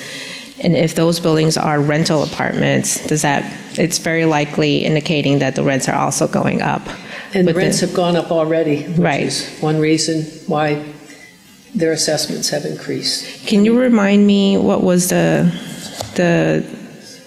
assessed value per parcel for last year, or you don't have that number? I don't. Okay, that's fine. And then my second question is, considering that we're seeing really fast growth in condos, does that include condo conversions from apartment to condos, and does that qualify as new growth being captured as part of this? How you get new growth on the conversion, you have to deduct the value as a multifamily and then see what the increase is after the deduction. So if a multifamily sells, if it's assessed for $400,000 and they sell each unit for $300,000, your growth is $200,000. Because you have to deduct the $400,000, that doesn't count as growth, that's just a change. We don't get growth on that, we just get the increase. Come down to the office, I'll explain it closer. No, I think I get it, but I just think that it justifies the conversion. It's what people are... People are already doing it, and if we are pushing new growth, if that's the message we're trying to... Assessors just respond to what we see. Okay. We don't create. Just wanted to know for my own purposes. Thank you. No, but we're reflective. I mean, we're looking back at what's been just happening. And people want to live in Salem, so we've become a very desirable community. Another topic to be discussed. Okay, at this time, I'm going to open up to the public, but before I do so, I'm wondering if your Board of Assessors who are present here tonight, the excellent board, if they have anything that they might want to add that we might have missed. You might have one more. Yep. Being none, okay. Can I just Council extend thanks to the board? I think this is a really important board that many people don't operate or don't interact with publicly, but they're really responsible for working with our assessor team, who I want to thank Deb and the whole staff who are down there on the first floor for, it's a hard job evaluating all of these sales, keeping tabs on it. There are things happening here in terms of sales and assessed values that reflect future values, not always what the value is today. You find that out when there is a sale, and you look at a property like Bell, or the properties on Canal Street, which were commercial, or Shetland Park, right? We had Shetland assessed at this number, and it sold for this number, mostly looking at, those future values. And the job of an assessor, laid out by DOR, is to tell the values and tell them straight, and to make sure we're looking at arm's length transactions. And if somebody comes in and feels like their bill does not reflect a fair value, these are the folks who have to weigh that out, look at that information, and make a determination if an abatement is necessary. And I really want to thank them. They're also the folks who, along with us, push for as high an exemption rate as we can for folks who are in need. So just as a reminder, we do offer exemptions, the maximum allowed under the law. We have pending with the state an opportunity to add an additional senior tax exemption to up that income to the senior circuit breaker level. So I think we're trying to do everything we can to recognize even an $87 increase. It could be really high for folks. And those exemptions are the way we try and help folks who own a home who might have more modest means to make it more affordable and bring those numbers down. So, kudos certainly to the council for doing that. And I really want to recognize our assessor board, our newest member joining us right at tax time to help make sure we're doing things in a way that reflects the actual values and in accordance with state law. And it's time and effort, and we're very grateful for that. Great, thank you. It's going to be Council Sargent, then we're going to take comments from the public and come back to comments and concerns and questions from the councilors. Council Sargent. Thank you, Mr. President.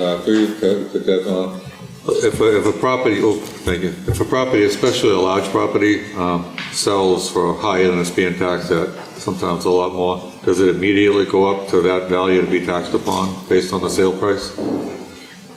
We do look at averages. I mean, we don't spot assess is what we do mass appraisal, mass assessing. We certainly, that is a major factor in what we do, but one sale doesn't make a market, so we have to look at it with a broad brush. I'm just, for that property, would they be assessed on the sale price the next year? A lot closer to it if it was significantly off. All right, thank you. And one more question. What would be the rough difference if the residential factor went from 1.68 back to 1.69 on the commercial and the residential? It would save the residential taxpayer, the single family, between $9 and $12, and it would cost the commercial property around $100 for that one change. Thank you. Okay. At this time, I'd like to open up from public comments. Speaking in favor, we're going to go around the room this way, and then speaking in opposition, we'll go around the room a second time. Anybody like to speak in favor? Coming around the room? very quiet here tonight. Wow. Anybody here? Right here. Come on up. Name and address for the record, please. Hi, my name is Lev McLean. I live at 22 Albion Street. Of course, I have to congratulate my wife, who was just appointed to the zoning board. I do think this is a reasonable tax levy, and I would urge everybody to adopt it, but I just wanted to say that, like Councilor Madore, I was really struck when I was looking at the information tonight by the increase in the value of the apartment segment of the assessment, and particularly that in contrast to the small portion of the total number of parcels that they constitute. I have real concern that we are turning into sort of an ownership city, and that it is not a city where people can really afford to rent, and that our rental stock is not large enough. And so, although I do think that this is a reasonable item to pass, I would urge the councilors to seriously consider ways to incentivize adding more affordable rental stock to the city, and also to really, really strongly consider initiatives in the next sessions for workforce development. Property values across the board are all going up. We have industries that aren't necessarily seeing wages increase along the same lines. In particular, in Salem, we have this sort of burgeoning restaurant industry. Many of my friends work in that industry, and they're all beginning to be priced out of this city. And so I think there's a limited amount we can do to control the values going up. Like everybody has said, people want to live here, but I think the council really needs to look at and consider taking action in the future about how do we help the wages to go up in our city. And that's all. Thank you. Continuing, speaking in favor? Okay, speaking in opposition, coming around the room. Name and address for the record.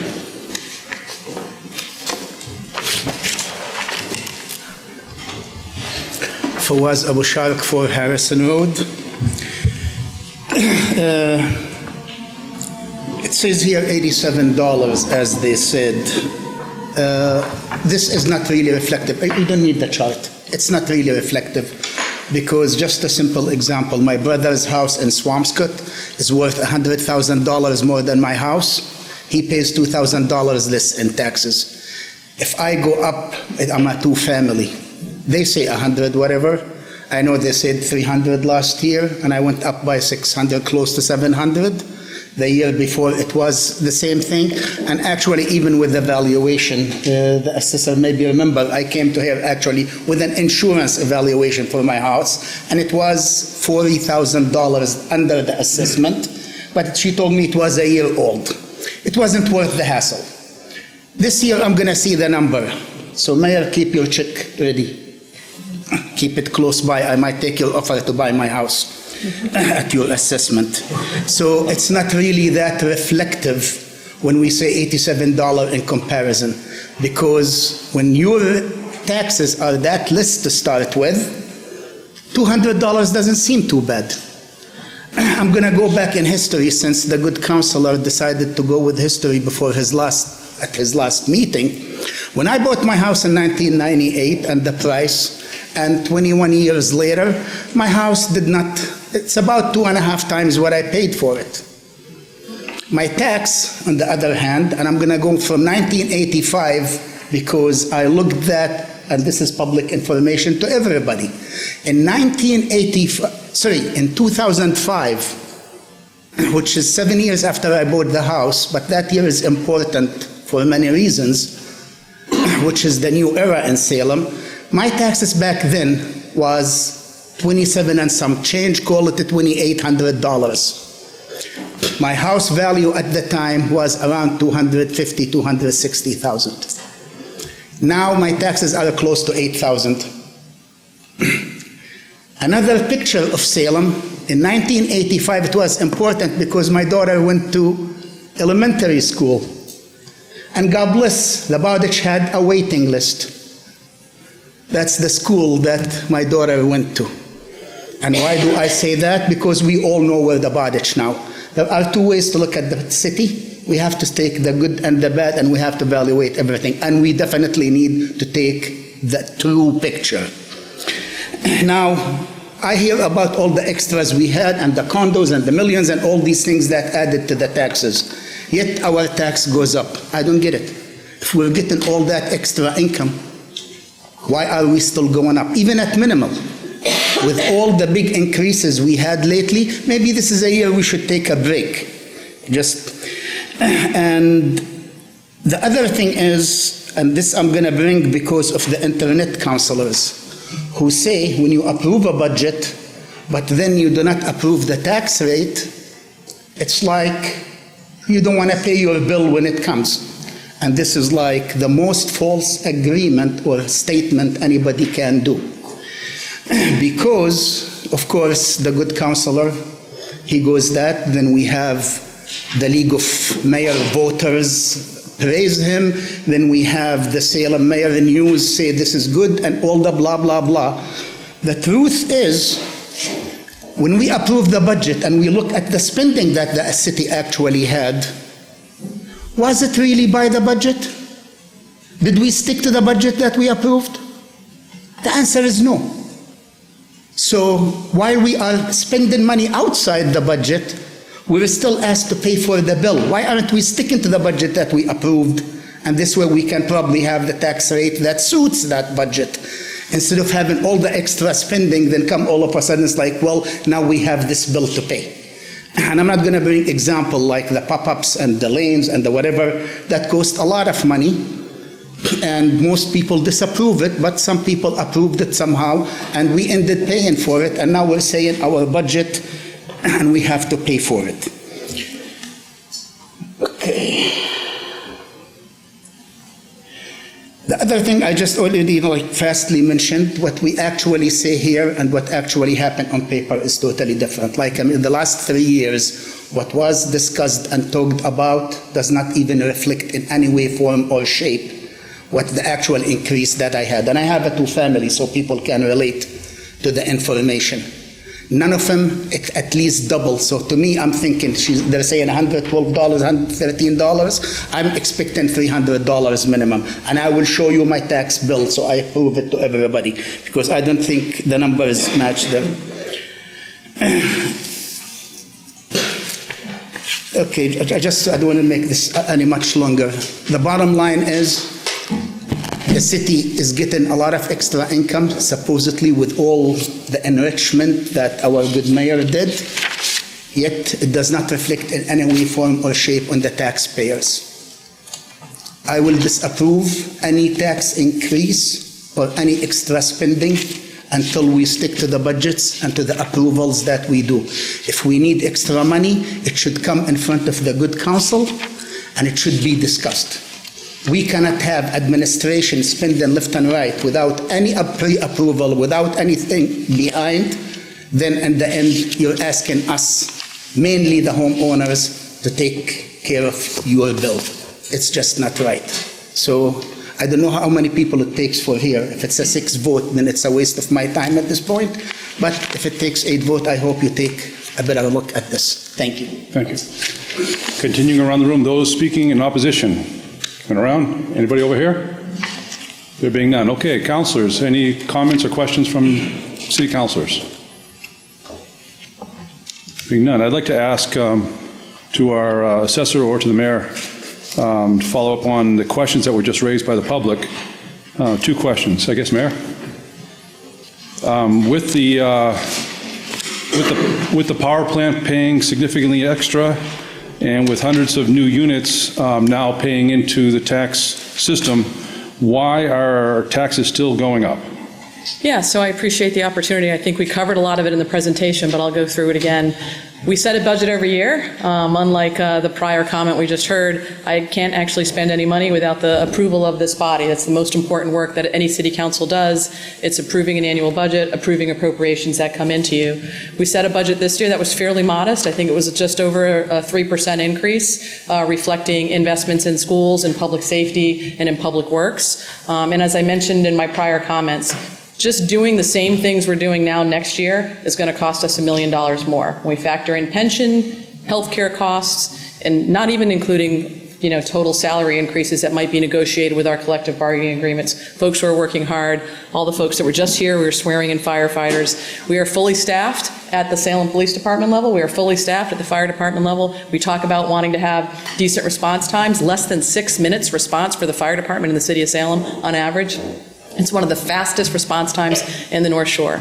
We want to be well served by our police department. We had a boatload of retirees. We had to make sure we were filling those positions in a timely way, to make sure we had adequate patrol and staffing guidelines to cover the city.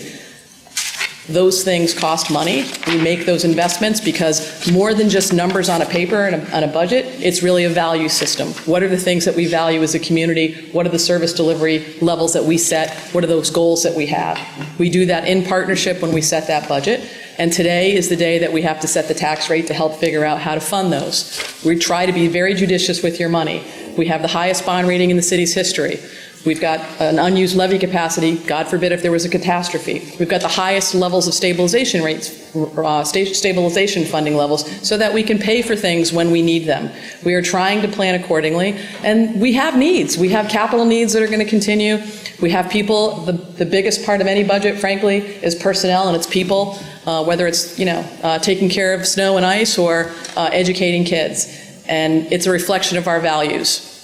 We try to keep those increases modest. So despite that new growth, the 1.9 million, it's 5.9 in total, but 1.9 of that is in those newer investments in real estate that we mentioned, some of which were set up here as examples. Taxes are still going up because of the fact that we also have things that we need to spend money for and resources. I'm a taxpayer too, like many of you. I want to keep those increases as low as possible, but I also want to make sure when you dial 911, you have somebody who's trained, who's showing up in a reasonable and timely way. We have a city that's 8 square miles. There are roads to be plowed. There are roads to be repaved. We have needs, and this budget reflects what we think we need. The budget is passed by the city council. We need a majority of folks to support it, and now we have to come up with the ways we're going to pay that, and we're mindful of that in June. Are there more needs? I mean, you guys know this who've sat through the budget process. I have department heads who we'd love to give more funding to, right? But we have that balancing act of what's in the best interest of taxpayers to keep things reasonable and moderate. And that's what we attempt to do. So taxes are going up because the cost of government has risen slightly, and this is the amount that we have to pay to cover that. And if we want those increases low, we either have to support new growth or reduce the budget. We have chosen as a community, oftentimes, to support new growth. And I think you will find, as municipal governments, that is definitely something that people value, so that we can have not only those investments in hotels. We've got a 75% increase in hotel rooms. We've supported things like cannabis retail. $300,000 of increases in our budget. A revenue package is coming from retail cannabis. That's what we've collected so far, right? So we're trying to find ways to make sure that we're relieving some of that burden on homeowners, but we don't have the capacity to completely alleviate it and bring it down to zero. Nor do I think you would support a budget that did that, because it would take significant reductions in staffing and personnel levels within the city to accomplish that. The other question, Mayor, was on the numbers that are presented here to us from your assessors each year. Yep. When we're voting on this, often doesn't reflect what our tax bill actually says. So it's been stated this year that on average, single-family house will be an $87 increase, and on average, a residential condo increase for this year will be $161. Yep.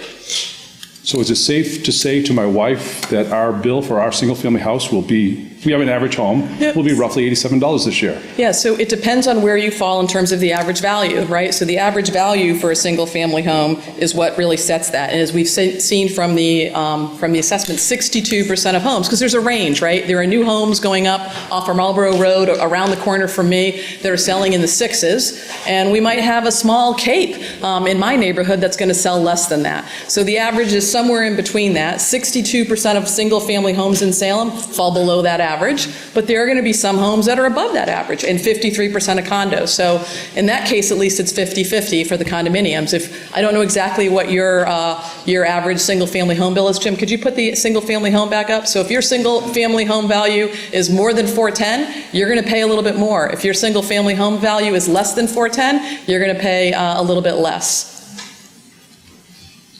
That's the basis point. If folks are seeing different numbers, I also want to call out, when you get your increase, many people have a mortgage company that pays for their bills, right? And so that also incorporates taxes, insurance, whatever else you might be seeing. And I think sometimes people see whatever increase they got in their escrow requirement as being all taxes. It isn't. It's also an estimate that the real estate mortgage company is coming up with for what you should pay. It doesn't always necessarily reflect what the actual bill is. These are the actual numbers. DOR has to sign off on the valuations, the Board of Assessors do, so with the idea that we're assessing you at your true value. If you think your value is less than what we've assessed you have an opportunity to appeal that. I didn't receive any other questions. I also had the excellent comments earlier. But Councilor Torrio. Thank you, Mr. President. Through you. So, I mean, now looking at the single-family bill that's up there, I can tell you right now, my single-family home is, last time I checked, assessed around $460,000 last time I looked. So I know my increase is going to be probably in the $95 to $100 range with this, because it's a little bit more than the average.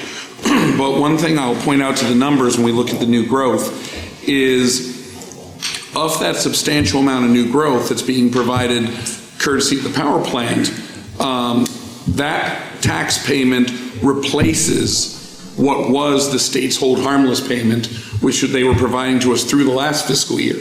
So now we're not getting that money from the state, we're getting that money from the power plant itself.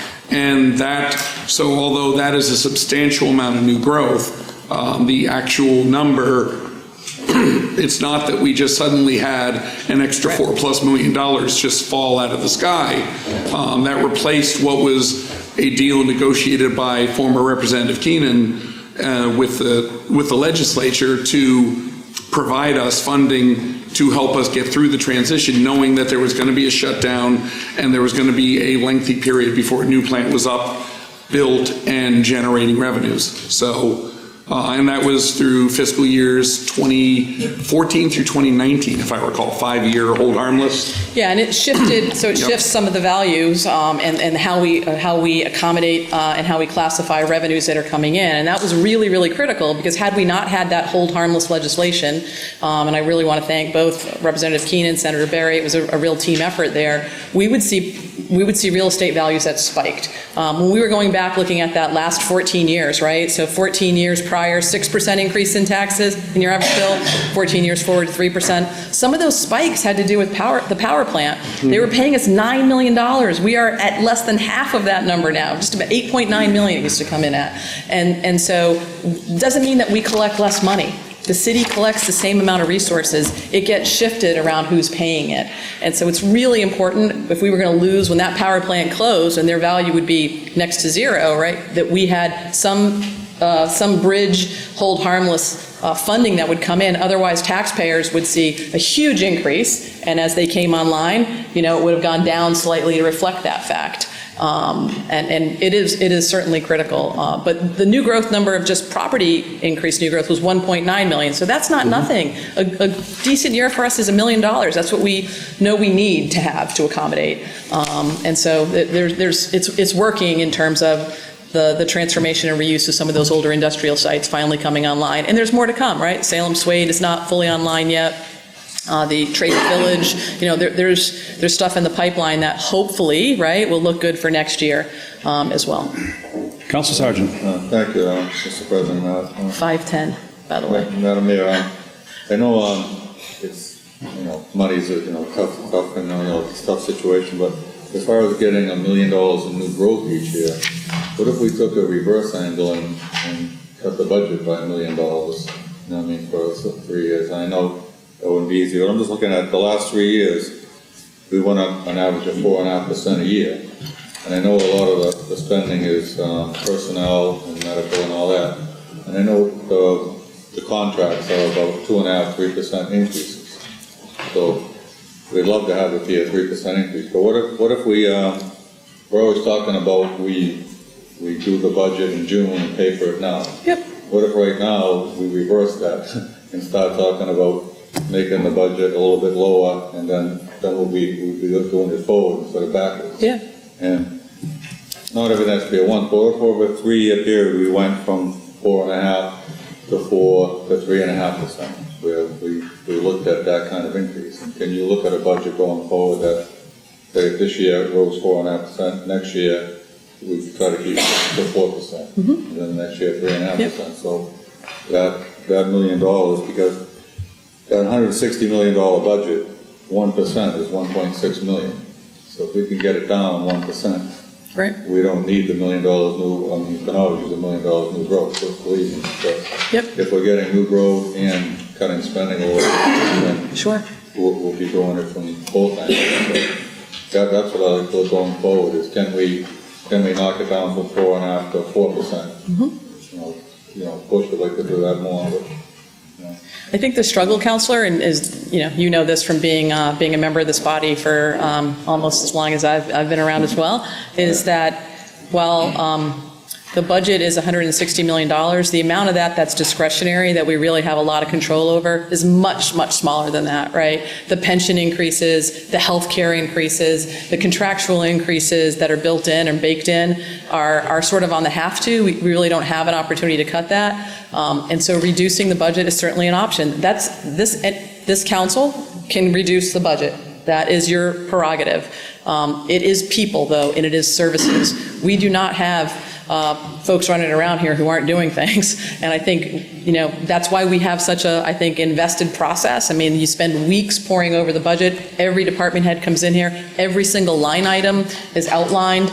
And we don't find that many things to cut. And I'd like to think it's because it's cut before it comes in here. Like, we are trying to make sure that we're operationally tight.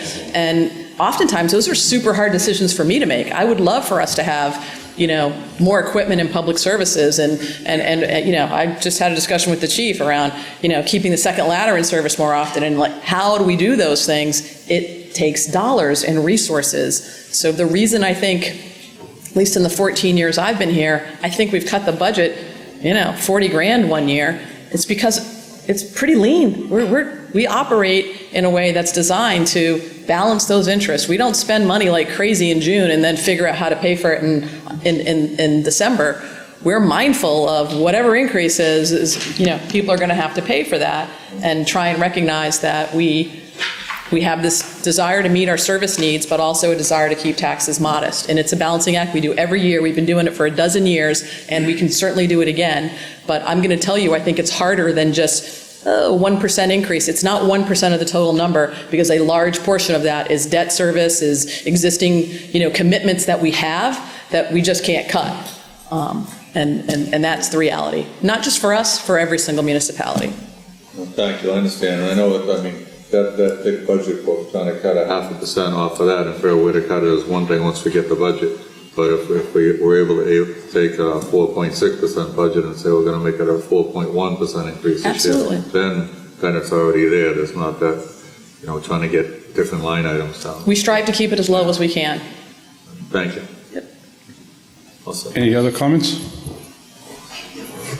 There being none. Council Peterson. Thank you, Mr. President. I move to close the public hearing. Excuse me 1 second. We had a hand go up. Oh. I'll allow it. Do you have something to add? It's just an explanation. Whether you have an escrow or not, you receive a tax bill, you know exactly how much you're paying in taxes. So there is no confusion. Your escrow can go up, but your tax bill is there. I don't have an escrow, but even people who have escrow, you still receive your tax bill. And just within the conversation, because the good counselor mentioned, my house, it says $97 for the increase. I will take $150, and I will bring you my tax bill when it's final, and let's see if that applies. Thank you. Thank you. Okay, on Council Peterson's motion that the public hearing be closed, all those in favor? Opposed?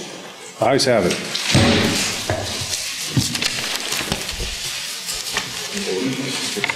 So we return to our regular portion on page 7. Is that correct? Communications from the mayor. In order that the sum of $1,238,516 is hereby appropriated from the following receipts reserved for appropriation to reduce the gross amount to be raised by taxation when fiscal year 2020 tax rate is set in accordance with the recommendation of our honor the mayor. Council Peterson. Thank you, Mr. President. I move for suspension of the rules. Seeing no objection, Council Peterson. I move for adoption. Under discussion. Just as this was just stated, it's to reduce the gross amount to be raised by taxation. So based on what we just said, it's a good idea. Any further discussion? There being none. On Council Peterson's motion for adoption, all those in favor?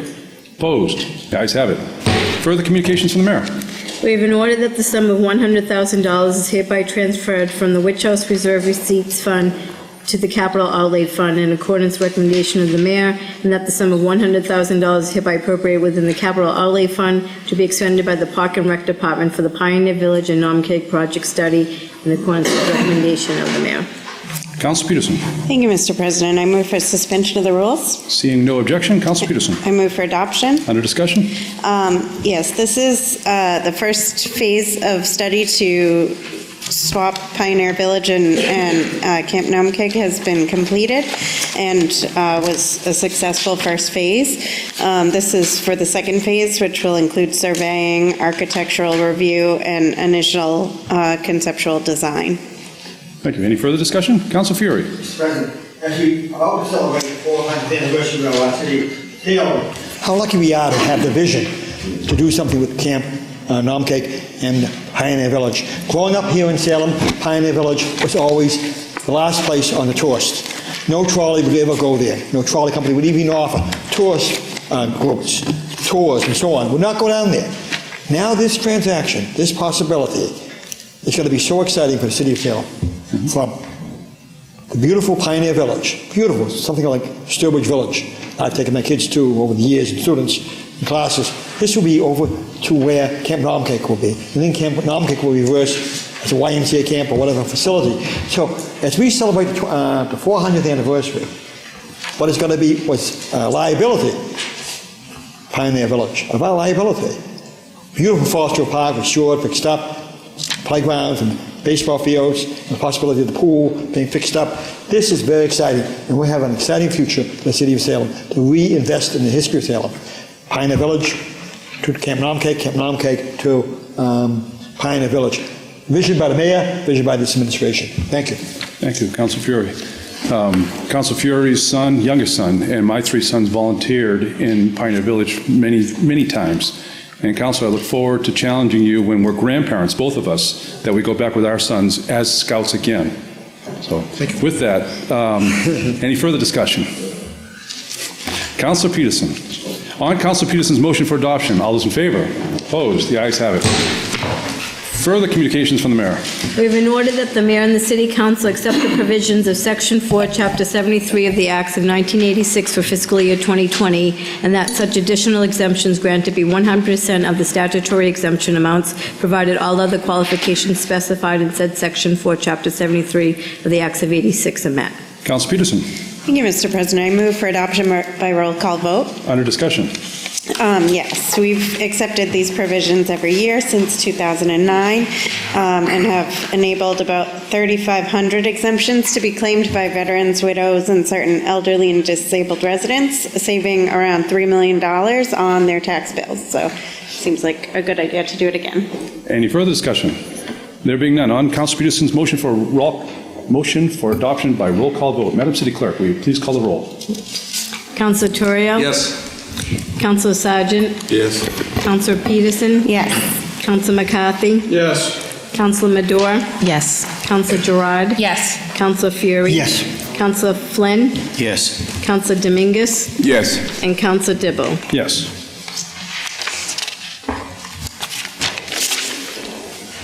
On the motion for adoption, with 10 councilors present, 10 voting in the affirmative, the matter carries.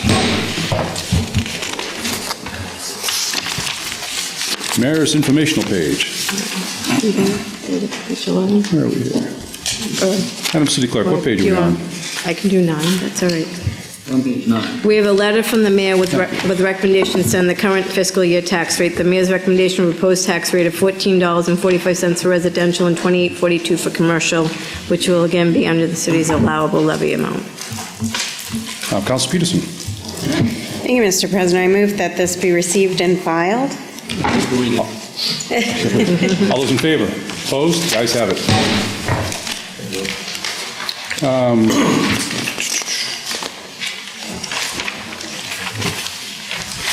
We're page 11, are we? Yep. Okay, motions, orders, and resolutions. Councilor Peterson.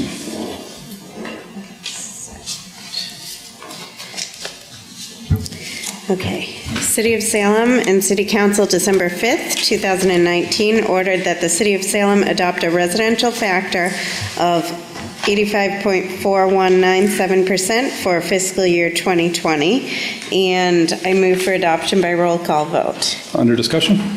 I don't know that we have to discuss too much longer. This is based on what we were just talking about. Sure. Any further discussion? There being none. On Council Peterson's motion for adoption by roll call vote, Madam City Clerk, will you please call the roll? Councilor Torriell? Yes. Councilor Sargent? Yes. Councilor Peterson? Yes. Councilor McCarthy? Yes. Councilor Madore? Yes. Councilor Gerard? Yes. Councilor Fury? Yes. Councilor Flynn? No. Councilor Dominguez? Yes. Councilor Dibble? Yes.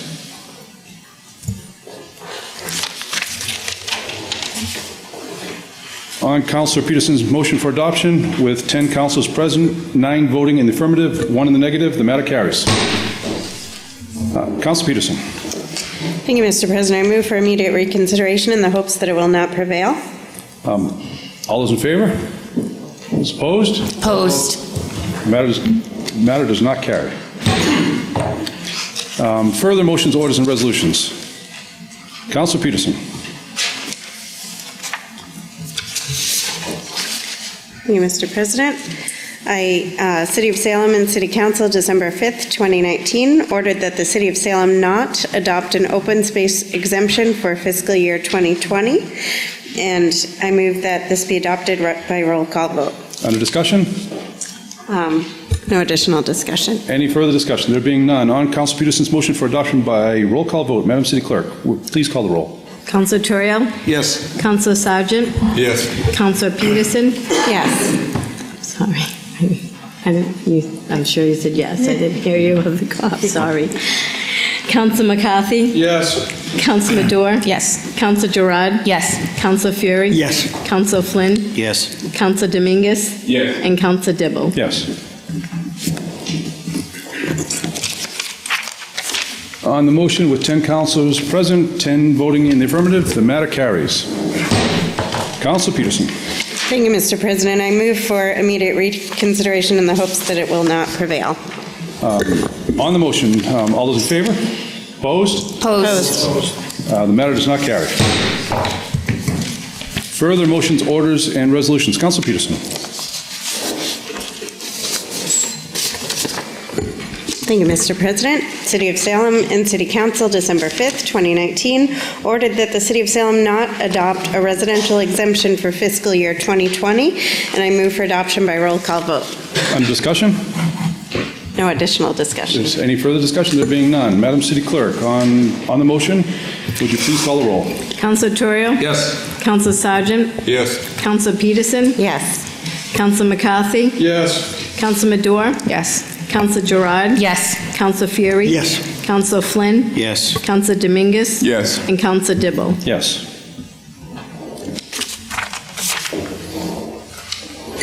On the motion, 10 councilors present, 10 voting in the affirmative, the matter carries. Further motions, orders, and resolutions. Councilor Peterson. Actually, I move for immediate reconsideration in the hopes that it will not prevail on the last matter. Thank you. On Councilor Peterson's motion, all those in favor? Opposed? Opposed. Matter does not carry. Further motions, orders, and resolutions. Councilor Peterson.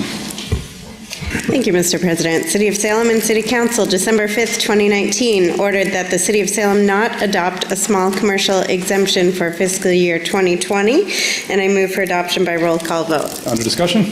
No additional discussion. Any further discussion? There being none. On Council Peterson's motion for adoption, Madam City Clerk, will you please call the roll? Counselor Torrio? Yes. Counselor Sargent? Yes. Counselor Peterson? Yes. Counselor McCarthy? Yes. Counselor Madore? Yes. Counselor Gerard? Yes. Counselor Fury? Yes. Counselor Flynn? Yes. Counselor Dominguez? Yes. And Counselor Dibble. Yes.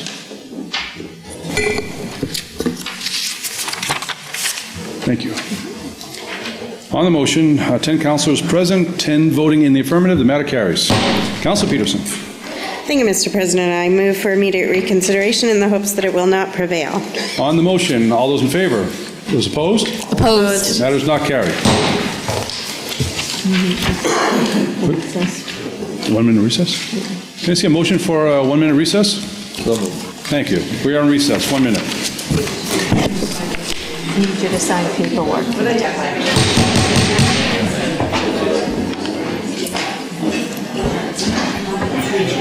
Okay, further motions, orders, and resolutions. We're on the top of page 13. Councilor Madore. Thank you, Mr. President. City of Salem and City Council, December 5th, 2019, resolution supporting efforts to save the North Atlantic right whale. Whereas the North Atlantic right whales have been hunted since the 11th century, and whereas once numbering in the tens of thousands, the right whale population has dwindled to 410, with fewer than 100 reproductive age females left alive and no new births observed in 2018, and whereas the carcasses of more than 20 whales have been found over the last 2 years, and whereas the remaining population of right whales is immediately threatened by human activity, and whereas without action, the North Atlantic right whale as a species will be extinct in our lifetime, and whereas you open.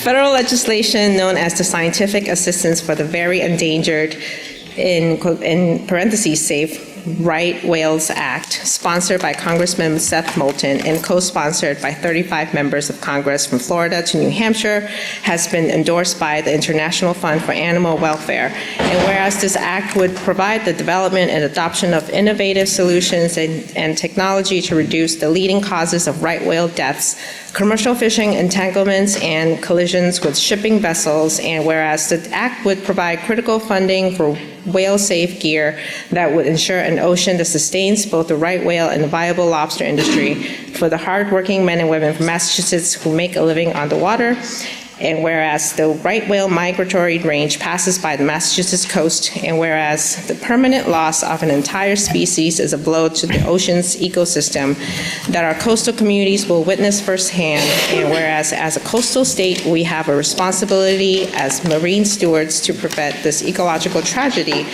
Now therefore be it resolved that the Salem City Council supports the efforts at the federal level of the Safe Right Whales Act, and I move for adoption. Under discussion. Thank you, Mr. President. I'll keep this short since we've had a long night. This has been quite a discovery for me, learning about the right whales, the North Atlantic right whales. This was brought to me by a friend, DJ Napolitano, whom we all know is serving on a planning board.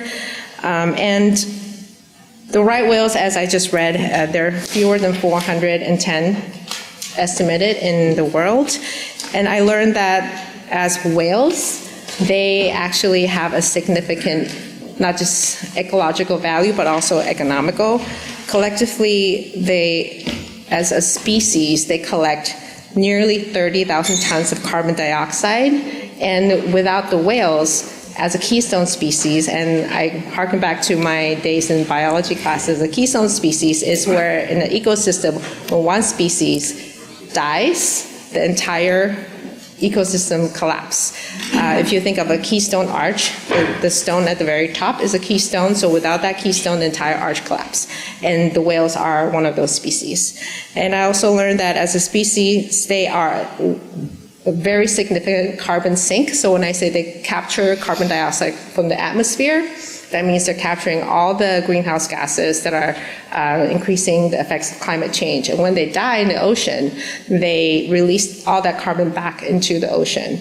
So they're very important to our ecosystem, and some have even estimated that each whale to the economy costs is valued around $1 million. And if all our whale species, the population of all our whale species are restored today, which is about 4 to 5 million of them, and it's estimated that this entire class of animals could capture 1.7 billion tons of carbon dioxide, which is more than carbon dioxide emitted by the entire country of Brazil. So these animals are not just worth saving for the sake of saving animals. They're actually very important in addressing climate change and the strength of the biodiversity of our ecosystems. So I'm very glad to bring this forward and hope that my colleagues will support it. I'm not sure whether we will get any traction at the federal level in Congress, but other communities are starting to pay attention. Medford recently supported this resolution, and I believe that Lynn did so as well. And other city councils are also paying attention to this very important legislation. And just one final note, the legislation will collectively, they will provide $5 million over 10 years to support the continuing studying and research, monitoring and restoration of the species population, and provide ways that could support the local lobster industry on ways to use technology that's less harmful to the whale population. And this is a very critically endangered species, and that if we lose them, then they're gone. So, thank you. Any further discussion? Council Fury.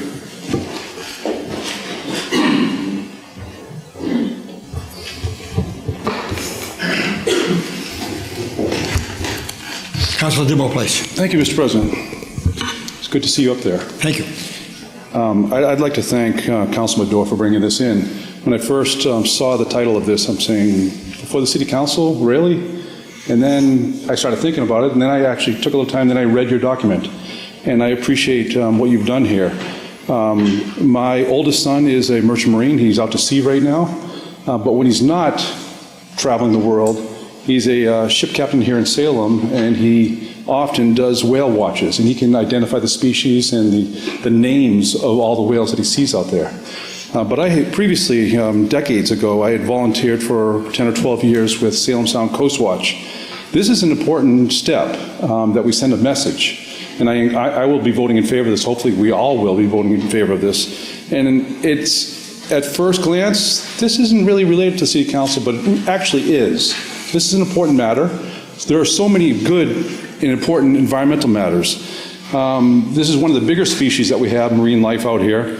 Another one is the North Atlantic smelt, one of the smallest little species. And that's an indicator species. So if the Northern Atlantic smelt are doing well and populating the North River and our babbling brooks throughout Massachusetts, then our body of water is doing well. And if we don't see the North Atlantic smelt, it's an indicator that we're doing something bad out and causing a lot of pollution out in our harbors and in our ocean.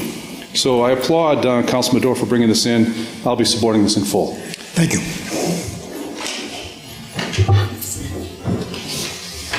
Any further discussion?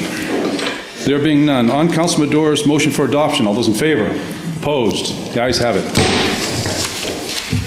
Further, bear with me. Yes, further motions, orders, resolutions. Yeah, unless there's late files. Oh, this one was a double page one. Okay, committee reports, top of page 16, folks. Council McCarthy. Thank you, Mr. President. City of Salem, City Council, December 5th, 2019. The Committee on License and Legal Affairs, to whom was referred the matter of granting certain licenses, junk dealers, secondhand value, and sewer ordinance has considered some matter and recommend they be granted. Under discussion? No discussion, Mr. President. Any further discussion? There being none, on Councilor McCarthy's motion that they be granted. All those in favor? Opposed? The ayes have it.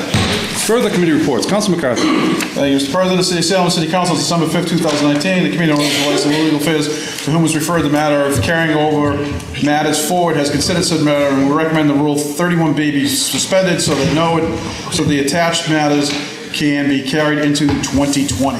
On the acceptance of the report, all those in favor? Opposed? The ayes have it. Councilor McCarthy. Thank you, Mr. President. I want to thank my committee for all their due diligence and their hard work this year. And the attached sheet has the list of matters that are still in committee that still need to be addressed, or more information needs to be brought forward to bring them forward. So we have a list of matters that will be carried forward. And once again, I want to thank my committee for all their efforts. And thank you, Mr. President, for allowing me to chair this committee. So your recommendation is to adopt? Yes. Recommendation, yes, thank you. On Council McCarthy's motion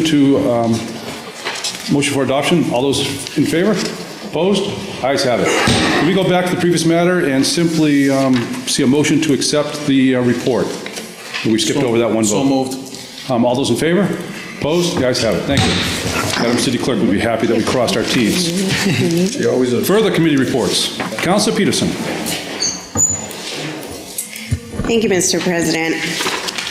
City of Salem and City Council, December 5th, 2019, the Committee on Administration and Finance, to whom was referred the matter of carrying matters forward, has considered said matter and would recommend that Rule 31B be suspended so that attached matters can be carried into 2020. And I move that we accept the report. On the acceptance report, all those in favor? Opposed? The ayes have it. On the adoption of the recommendation, under discussion. Yes, thank you, Mr. President. We chose to carry forward 3 matters this year into 2020, and hope that we'll adopt that. And I also want to thank my committee members very much for their outstanding efforts throughout the year, especially during budget season. It's been an honor to chair this committee. I want to thank you for giving me the opportunity, and want to thank all my committee members for their really hard work and wonderful work throughout the year. It's been great. Very good. Thank you. Nice job this year. Any further discussion? There being none. On the adoption of the recommendation, all those in favor? Opposed? The ayes have it. Further committee reports. Councilor Flynn. Thank you, Mr. President.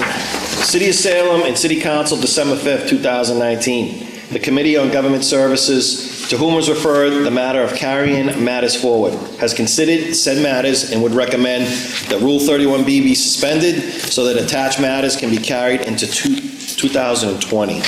And I'd like acceptance of the report. On the acceptance report, all those in favor? Opposed? The ayes have it.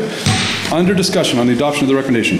Yes, we discussed the matters that we had here. We went through each one of them, and we're going to keep, we all wanted to keep all of them except for number 535, which is the political signs.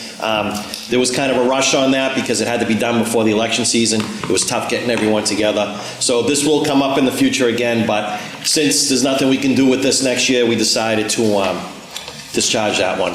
And we're going to keep all the other ones. Yes. I'd also like to thank all the members of Government Services for meeting the times that we did during the year and doing great work. Thank you. Nice job as chair. Thank you. Any further discussion? Councilor Gerard? No? Also. On the adoption of the recommendation, all those in favor? Opposed? The ayes have it. Communications from city officials, none. Petitions. We have a petition from Ann Sterling to present historical and public record documents regarding the ownership of the disputed lot, 20 Franklin Street, in connection with proposed potential development. Councilor Gerard. Thank you. I move that this be received and filed, and that it also be sent to OLA, co-post with the Committee of the Whole. And I ask to suspend 31B so that it can go forward to 2020. Under discussion. This is something, a lot of this has to do with what's in executive session right now, so this isn't something that we should be discussing publicly until that gets resolved. So through discussions with the city clerk and with the city solicitor, it was felt that this was the best course of action.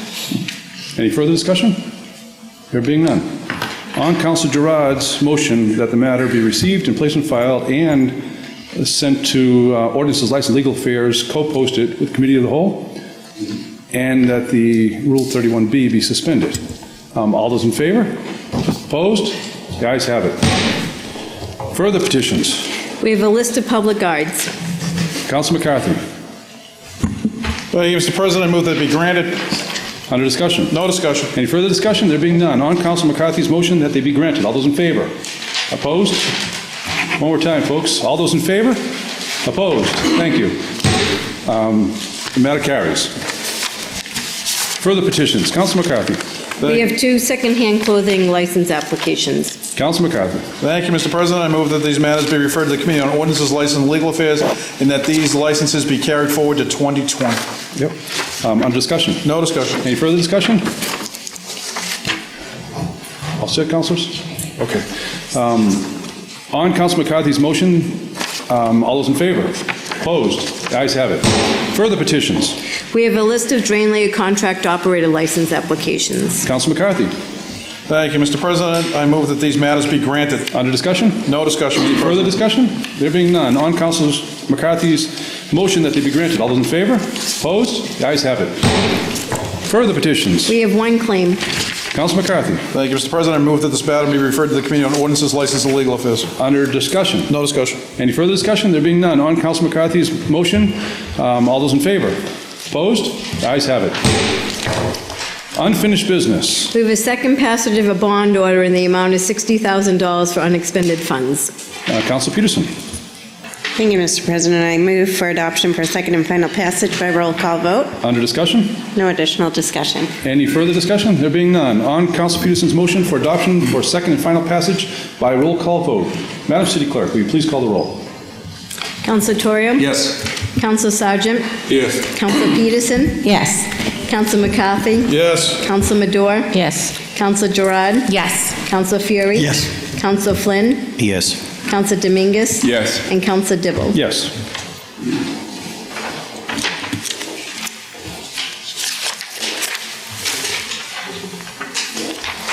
Ten councilors present, 10 voting in the affirmative. The matter carries. Further unfinished business. We have a second passage of an ordinance amending traffic section 50B handicap park and repeal Chandler Road. Oh. Council Sergeant. Move adoption for second and final passage. Under discussion? Being none. Any further discussion? There being none. On Council Sergeant's motion for adoption for second and final passage. All those in favor? Opposed? The ayes have it. Further unfinished business. We have a second passage of an ordinance amending traffic, Chapter 42, Section 75, resident sticker parking to repeal Highland Ave. Councilor Flynn. Thank you, Mr. President. I move for adoption for second and final passage. Under discussion? No discussion. Any further discussion? There being none. On Councilor Flynn's motion for adoption for second and final passage. All those in favor? Opposed? Ayes have it. Further unfinished business. We have a second passage of an ordinance amending traffic, Chapter 42, Section 75, resident sticker parking for Heritage Drive. Councilor Flynn. Thank you, Mr. President. I move for adoption for second and final passage. Under discussion? No discussion. Any further discussion? There being none. On Councilor Flynn's motion for adoption for second and final passage. All those in favor? Opposed? Ayes have it. Further unfinished business. We have a second passage of an ordinance amending an ordinance relative to Chapter 38, Section 8, obstructing sidewalks regarding tap boards. Councilor Peterson. Thank you, Mr. President. I move for adoption for second and final passage. Under discussion? Just quickly, that I'm excited with the timing of our meetings that I'll be able to bring this fully passed back to the next Disabilities Commission meeting, and they'll be really thrilled to know that this passed. And I know that we've been working really hard over the past couple of years on this, and they're hoping to use this as kind of a foundation to think more broadly about how we can improve accessibility in the city for all of our residents. So I'm excited to see this go through. Agreed. Nice job. Any further discussion? There being none. On Councilor Peterson's motion for adoption for second and final passage. All those in favor? Opposed? The ayes have it. Councilor Gerard. Thank you, Mr. President. Just a moment of personal privilege, that this being the last meeting, that I just want to thank everyone for everything that you bring to this room. And I also want to give a huge shout out and thank you to my parents and my husband who are here. When I first started almost 6 years ago, my first few meetings, I was very nervous. And I think it was because Councilor Turiel went away and he put me in charge of presenting A&F matters that I panicked and I made them come. And so to support me because I had no idea what I was doing. So I guess thank you to Councilor Turiel for challenging me on that. Thank you to my family, to my husband for being by my side all these years. And thank you to all of you for being here. Happy New Year. Happy holidays. Thank you. Council Fury. Mr. President, as a privilege, if I may, as the Dean of the City Council, I am privileged and honored to present this gift from the City Council as a whole to you, Mr. President, for your service. When you serve as President of the Council President, you get to respect, recognize the role and the responsibility of this City Council chamber, the city itself. You get a world view, a city view. I'm a council at large, so I see the whole city. You're a council of Ward 7. You get the opportunity, this chance, this year, to grow, to see the city of Salem, how the past, the present, and the future. In your service as council president, we may not have always agreed, but that's what democracy is. That's where local democracy is. It's where the rubber hits the wheel. And I think we had a very productive, positive, professional year. And I've had the pleasure of knowing you for many, many years through my son as a Boy Scout. So your leadership, your love of Salem, before you even come to this chamber as a council president, is overwhelming. And my son is deeply indebted to you, my family is deeply indebted, I'm deeply indebted to you for your Boy Scout service, and all that you do, for your new job that you serve in Project Aid, is it AID? Planet Aid. Planet Aid. We see Planet Aid throughout the city of Salem, and all around the city of Massachusetts, all around the state of Massachusetts. So you serve with public service to its highest degree. You are the epitome, the essence of public service. In public service, we don't always agree. And that's where we need to grow as a city council, grow as a people on a national, state, and local level. But here, I think we've grown. And I respect you and recognize you, so I appreciate the opportunity of being here to present this gift. And I wish to thank City Clerk Lee Simons and Norman Fisher for doing this, but from love and service to public service to you, and the epitome of public service. Thank you. My pleasure, my honor. Thank you. Thank you for that. Thank you, all of you. It's been a... Councilor Fury, yes. It's been a privilege serving you this whole year. I've enjoyed it. It's not what I thought it would be. It's a little bit more stress and a lot more work than I anticipated, being just invited and quotes from newspapers and on and on. Not just the local newspapers. The Boston Herald, Boston Globe would call the council president for a scoop on something. So watch out, future presidents. Anyway, any further comments? Councilor Turrio. Thank you, Mr. President. I just want to say, thank you and farewell to the 4 of our members who are departing after this. Councilor Gerard, yes, I believe that was in July when I went away that I stuck you with that. I'm not sorry. I had a week's vacation. But to thank you and Councilor Milo, who couldn't be here tonight but came in at the same time as you. Councilor Fury, who's been here longer than many of us have been alive. And Councilor Peterson, who, although she's has been here for a term, has made a big difference and really done an amazing amount of things for her neighborhoods. And everybody, regardless of their experience, regardless of what they did here, they all brought something, all of you brought something different to the city. And that's really something that you should all take with you and all honor.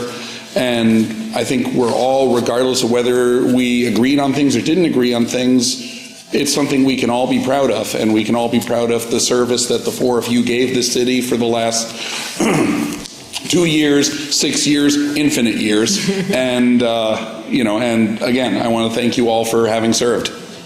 Thank you. Councilor Dominguez. Thank you. I know we might be almost ready to go, but I can let's pass this moment. Throughout the 2 years that I have been a city councilor at large, I learned a lot from each one of you guys. And I want to thank you, everyone, for the lesson that I learned. In some cases, a little bit hard, some cases a little bit soft. But at the end of the day, everyone reflect that we all love the city of Salem.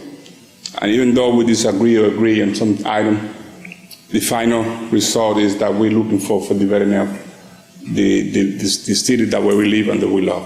So I want to thank you, everyone. I want to thank the councilor that living, my good councilor at large, Councilor Ward 3, Lisa, who we actually complaining about this seat. You're not going to hear that anymore, but at the end of the day, you're going to be watching maybe on TV. I want to thank Councilor of Ward 6, Beth Girard, who was one of the first councilors that I got the moment to sit down with when I recently got elected, and she gave me some good guidance. Councilor at large, Tom Fury, with a lot of experience, and one of my partner in campaign, many campaigns that we run together, and we see each other. So I really, and also Councilor Milo, who's not here present, I really wish you the best, and I know that as a city residents, we all care about our city. Thank you so much.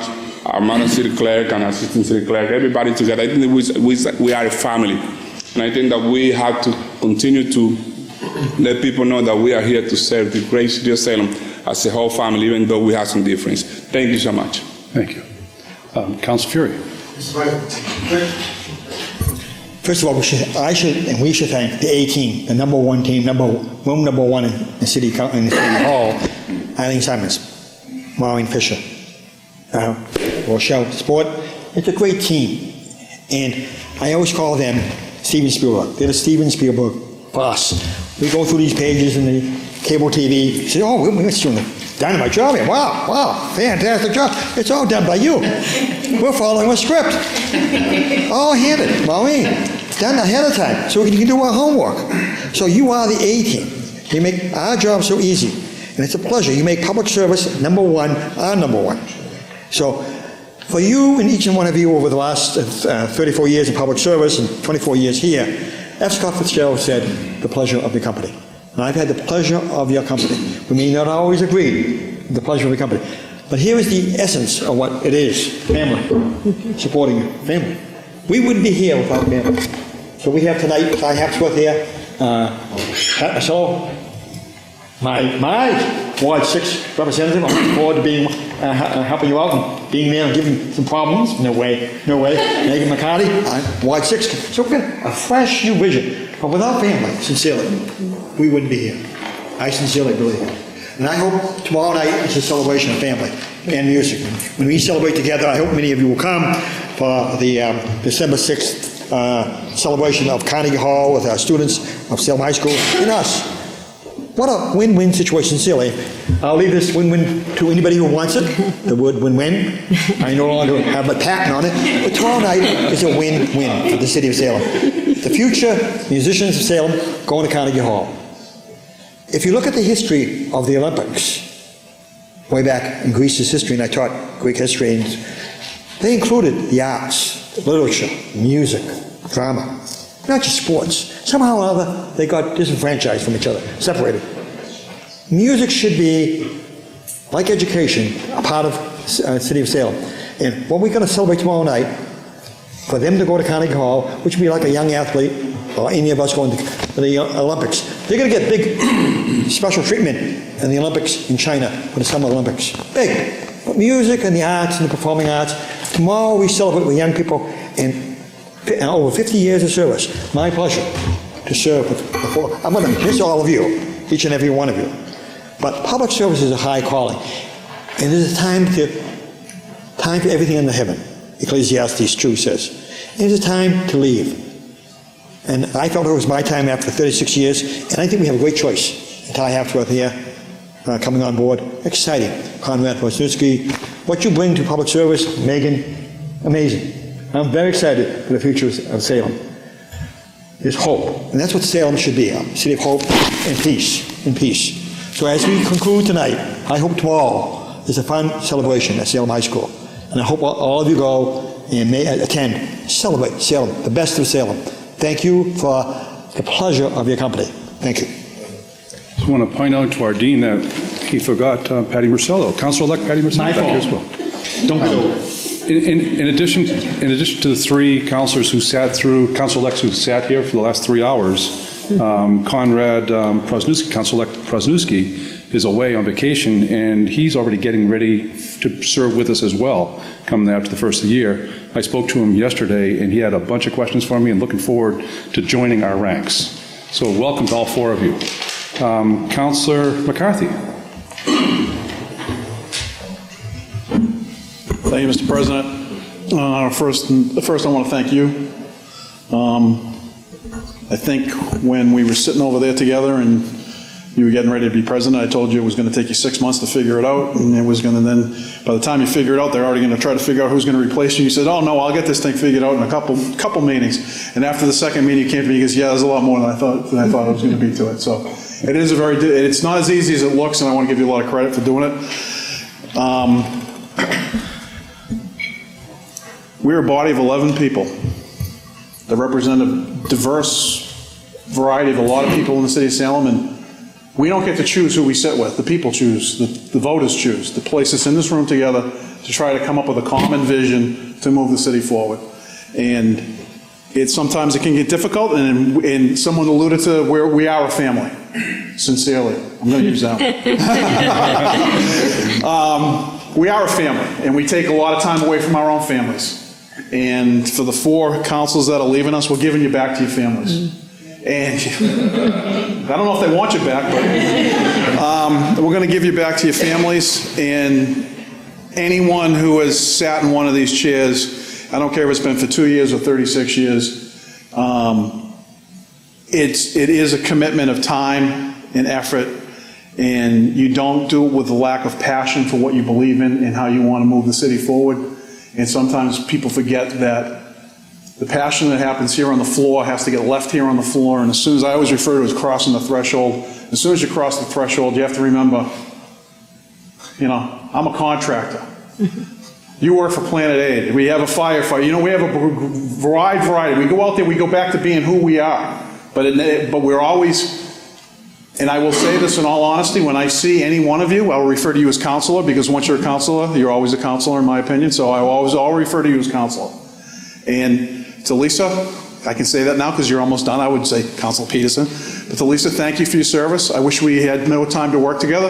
I really thank you for your passion.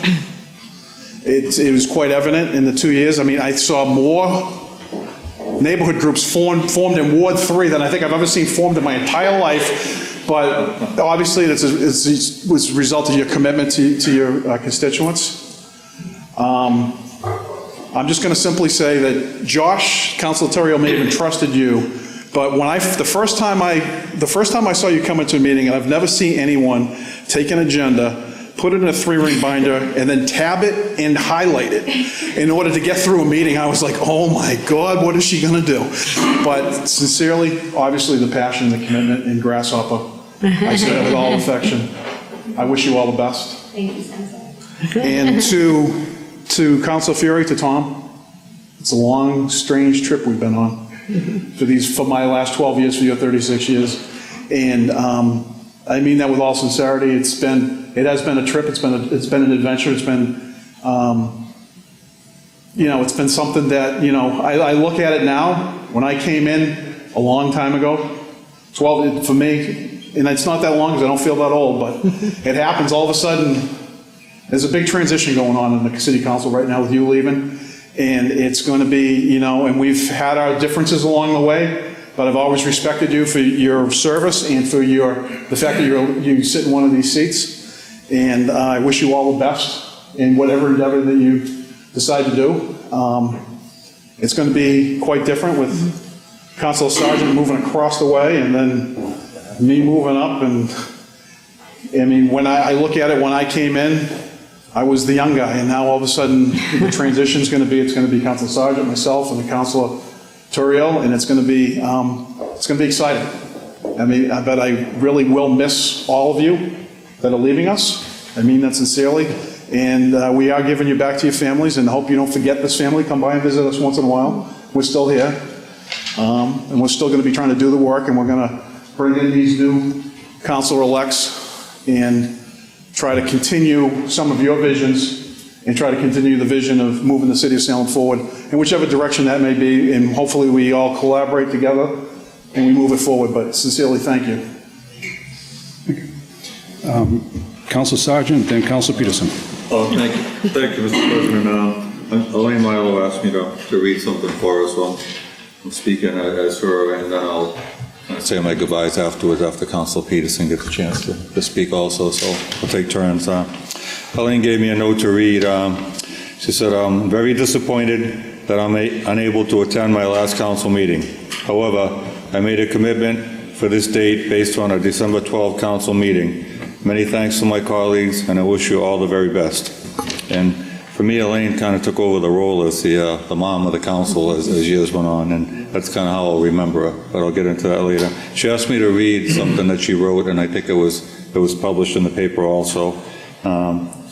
As we exit the election season and enter the season of thanks, I would like to share a few thoughts about why I'm grateful to the folks of Salem. Thank you to everyone I met on this journey of public service, those who just arrived in Salem, and those who have been here all their lives. Everyone has a story, and many shared theirs with me. Thank you for trusting me and sharing part of yourself with me. We say Salem is rich in history. That is true, but our people are her true gem. Thank you to all who supported us over the past 6 years. It was not always easy, but it was always fun, and your support will never, ever be forgotten. We did some good stuff together, and we made friendships that will last a lifetime. What better seeds could have been sown? Thank you. Thank you, Council. Council Peterson. Thank you, Mr. President. It might not be as evident to the people at home, but we tend to be kind of a teary group here, so I'm kind of impressed that everyone's made it through so far without them. I will try my best, but can't make any promises. This has been a wonderful and bizarre journey for me the past couple years. It's very bittersweet for me to be moving on. A lot of you know that I took a big swing at trying to make a bigger difference, and it didn't work out the way that I had hoped. And this will always be, these 2 years will always be one of the greatest honors of my life. And I was talking to the mayor recently, and she made the comment, because I said, gosh, I'm not going anywhere. You're not going to be able to get rid of me that easily. And she said, yeah, serving this city gets into your blood. And I think that's something that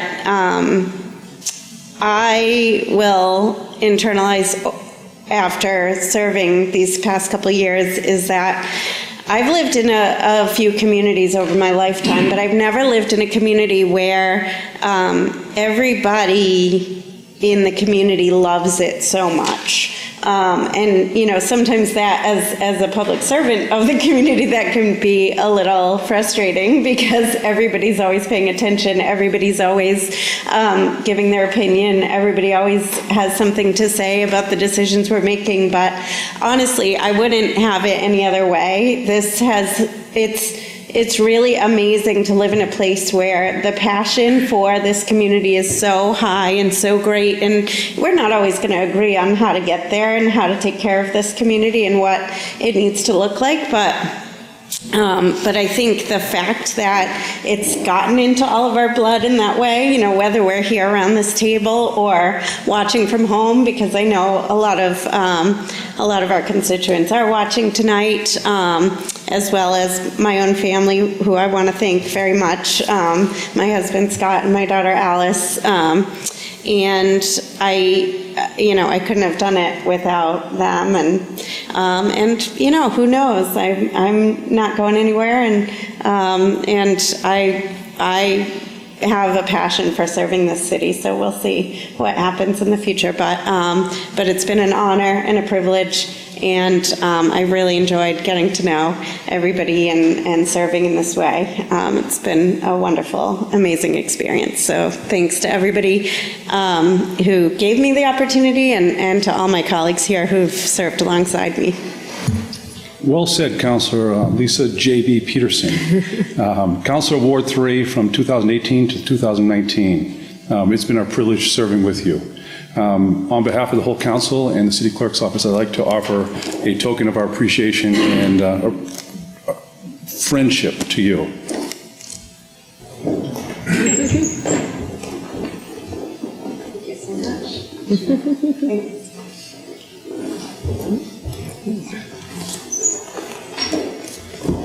Councilor Beth Gerard. Counselor Ward 6 from 2014 to 2019, and Council President in the year 2018. I'd like to offer this token of appreciation for all of your hard work and dedication to the City of Salem and for your friendship on behalf of all of us.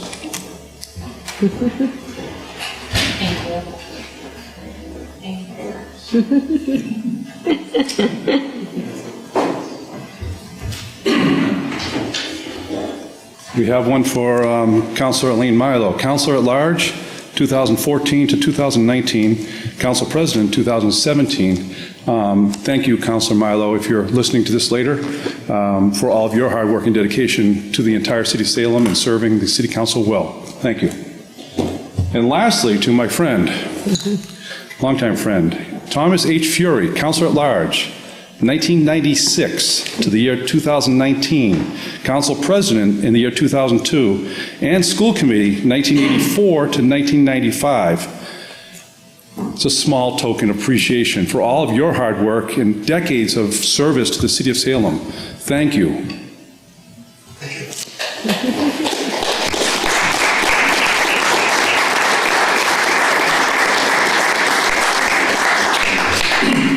With that, I would like to ask Councilor Fury to come to... Okay, I didn't want you to adjourn. I wanted to be able to say goodbye.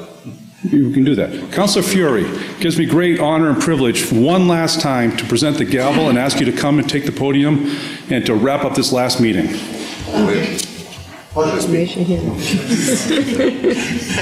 Mr. President. Councilor Sargent. Thank you for recognizing me. Dangerous. Dangerous. I also want to thank Eileen and Maureen.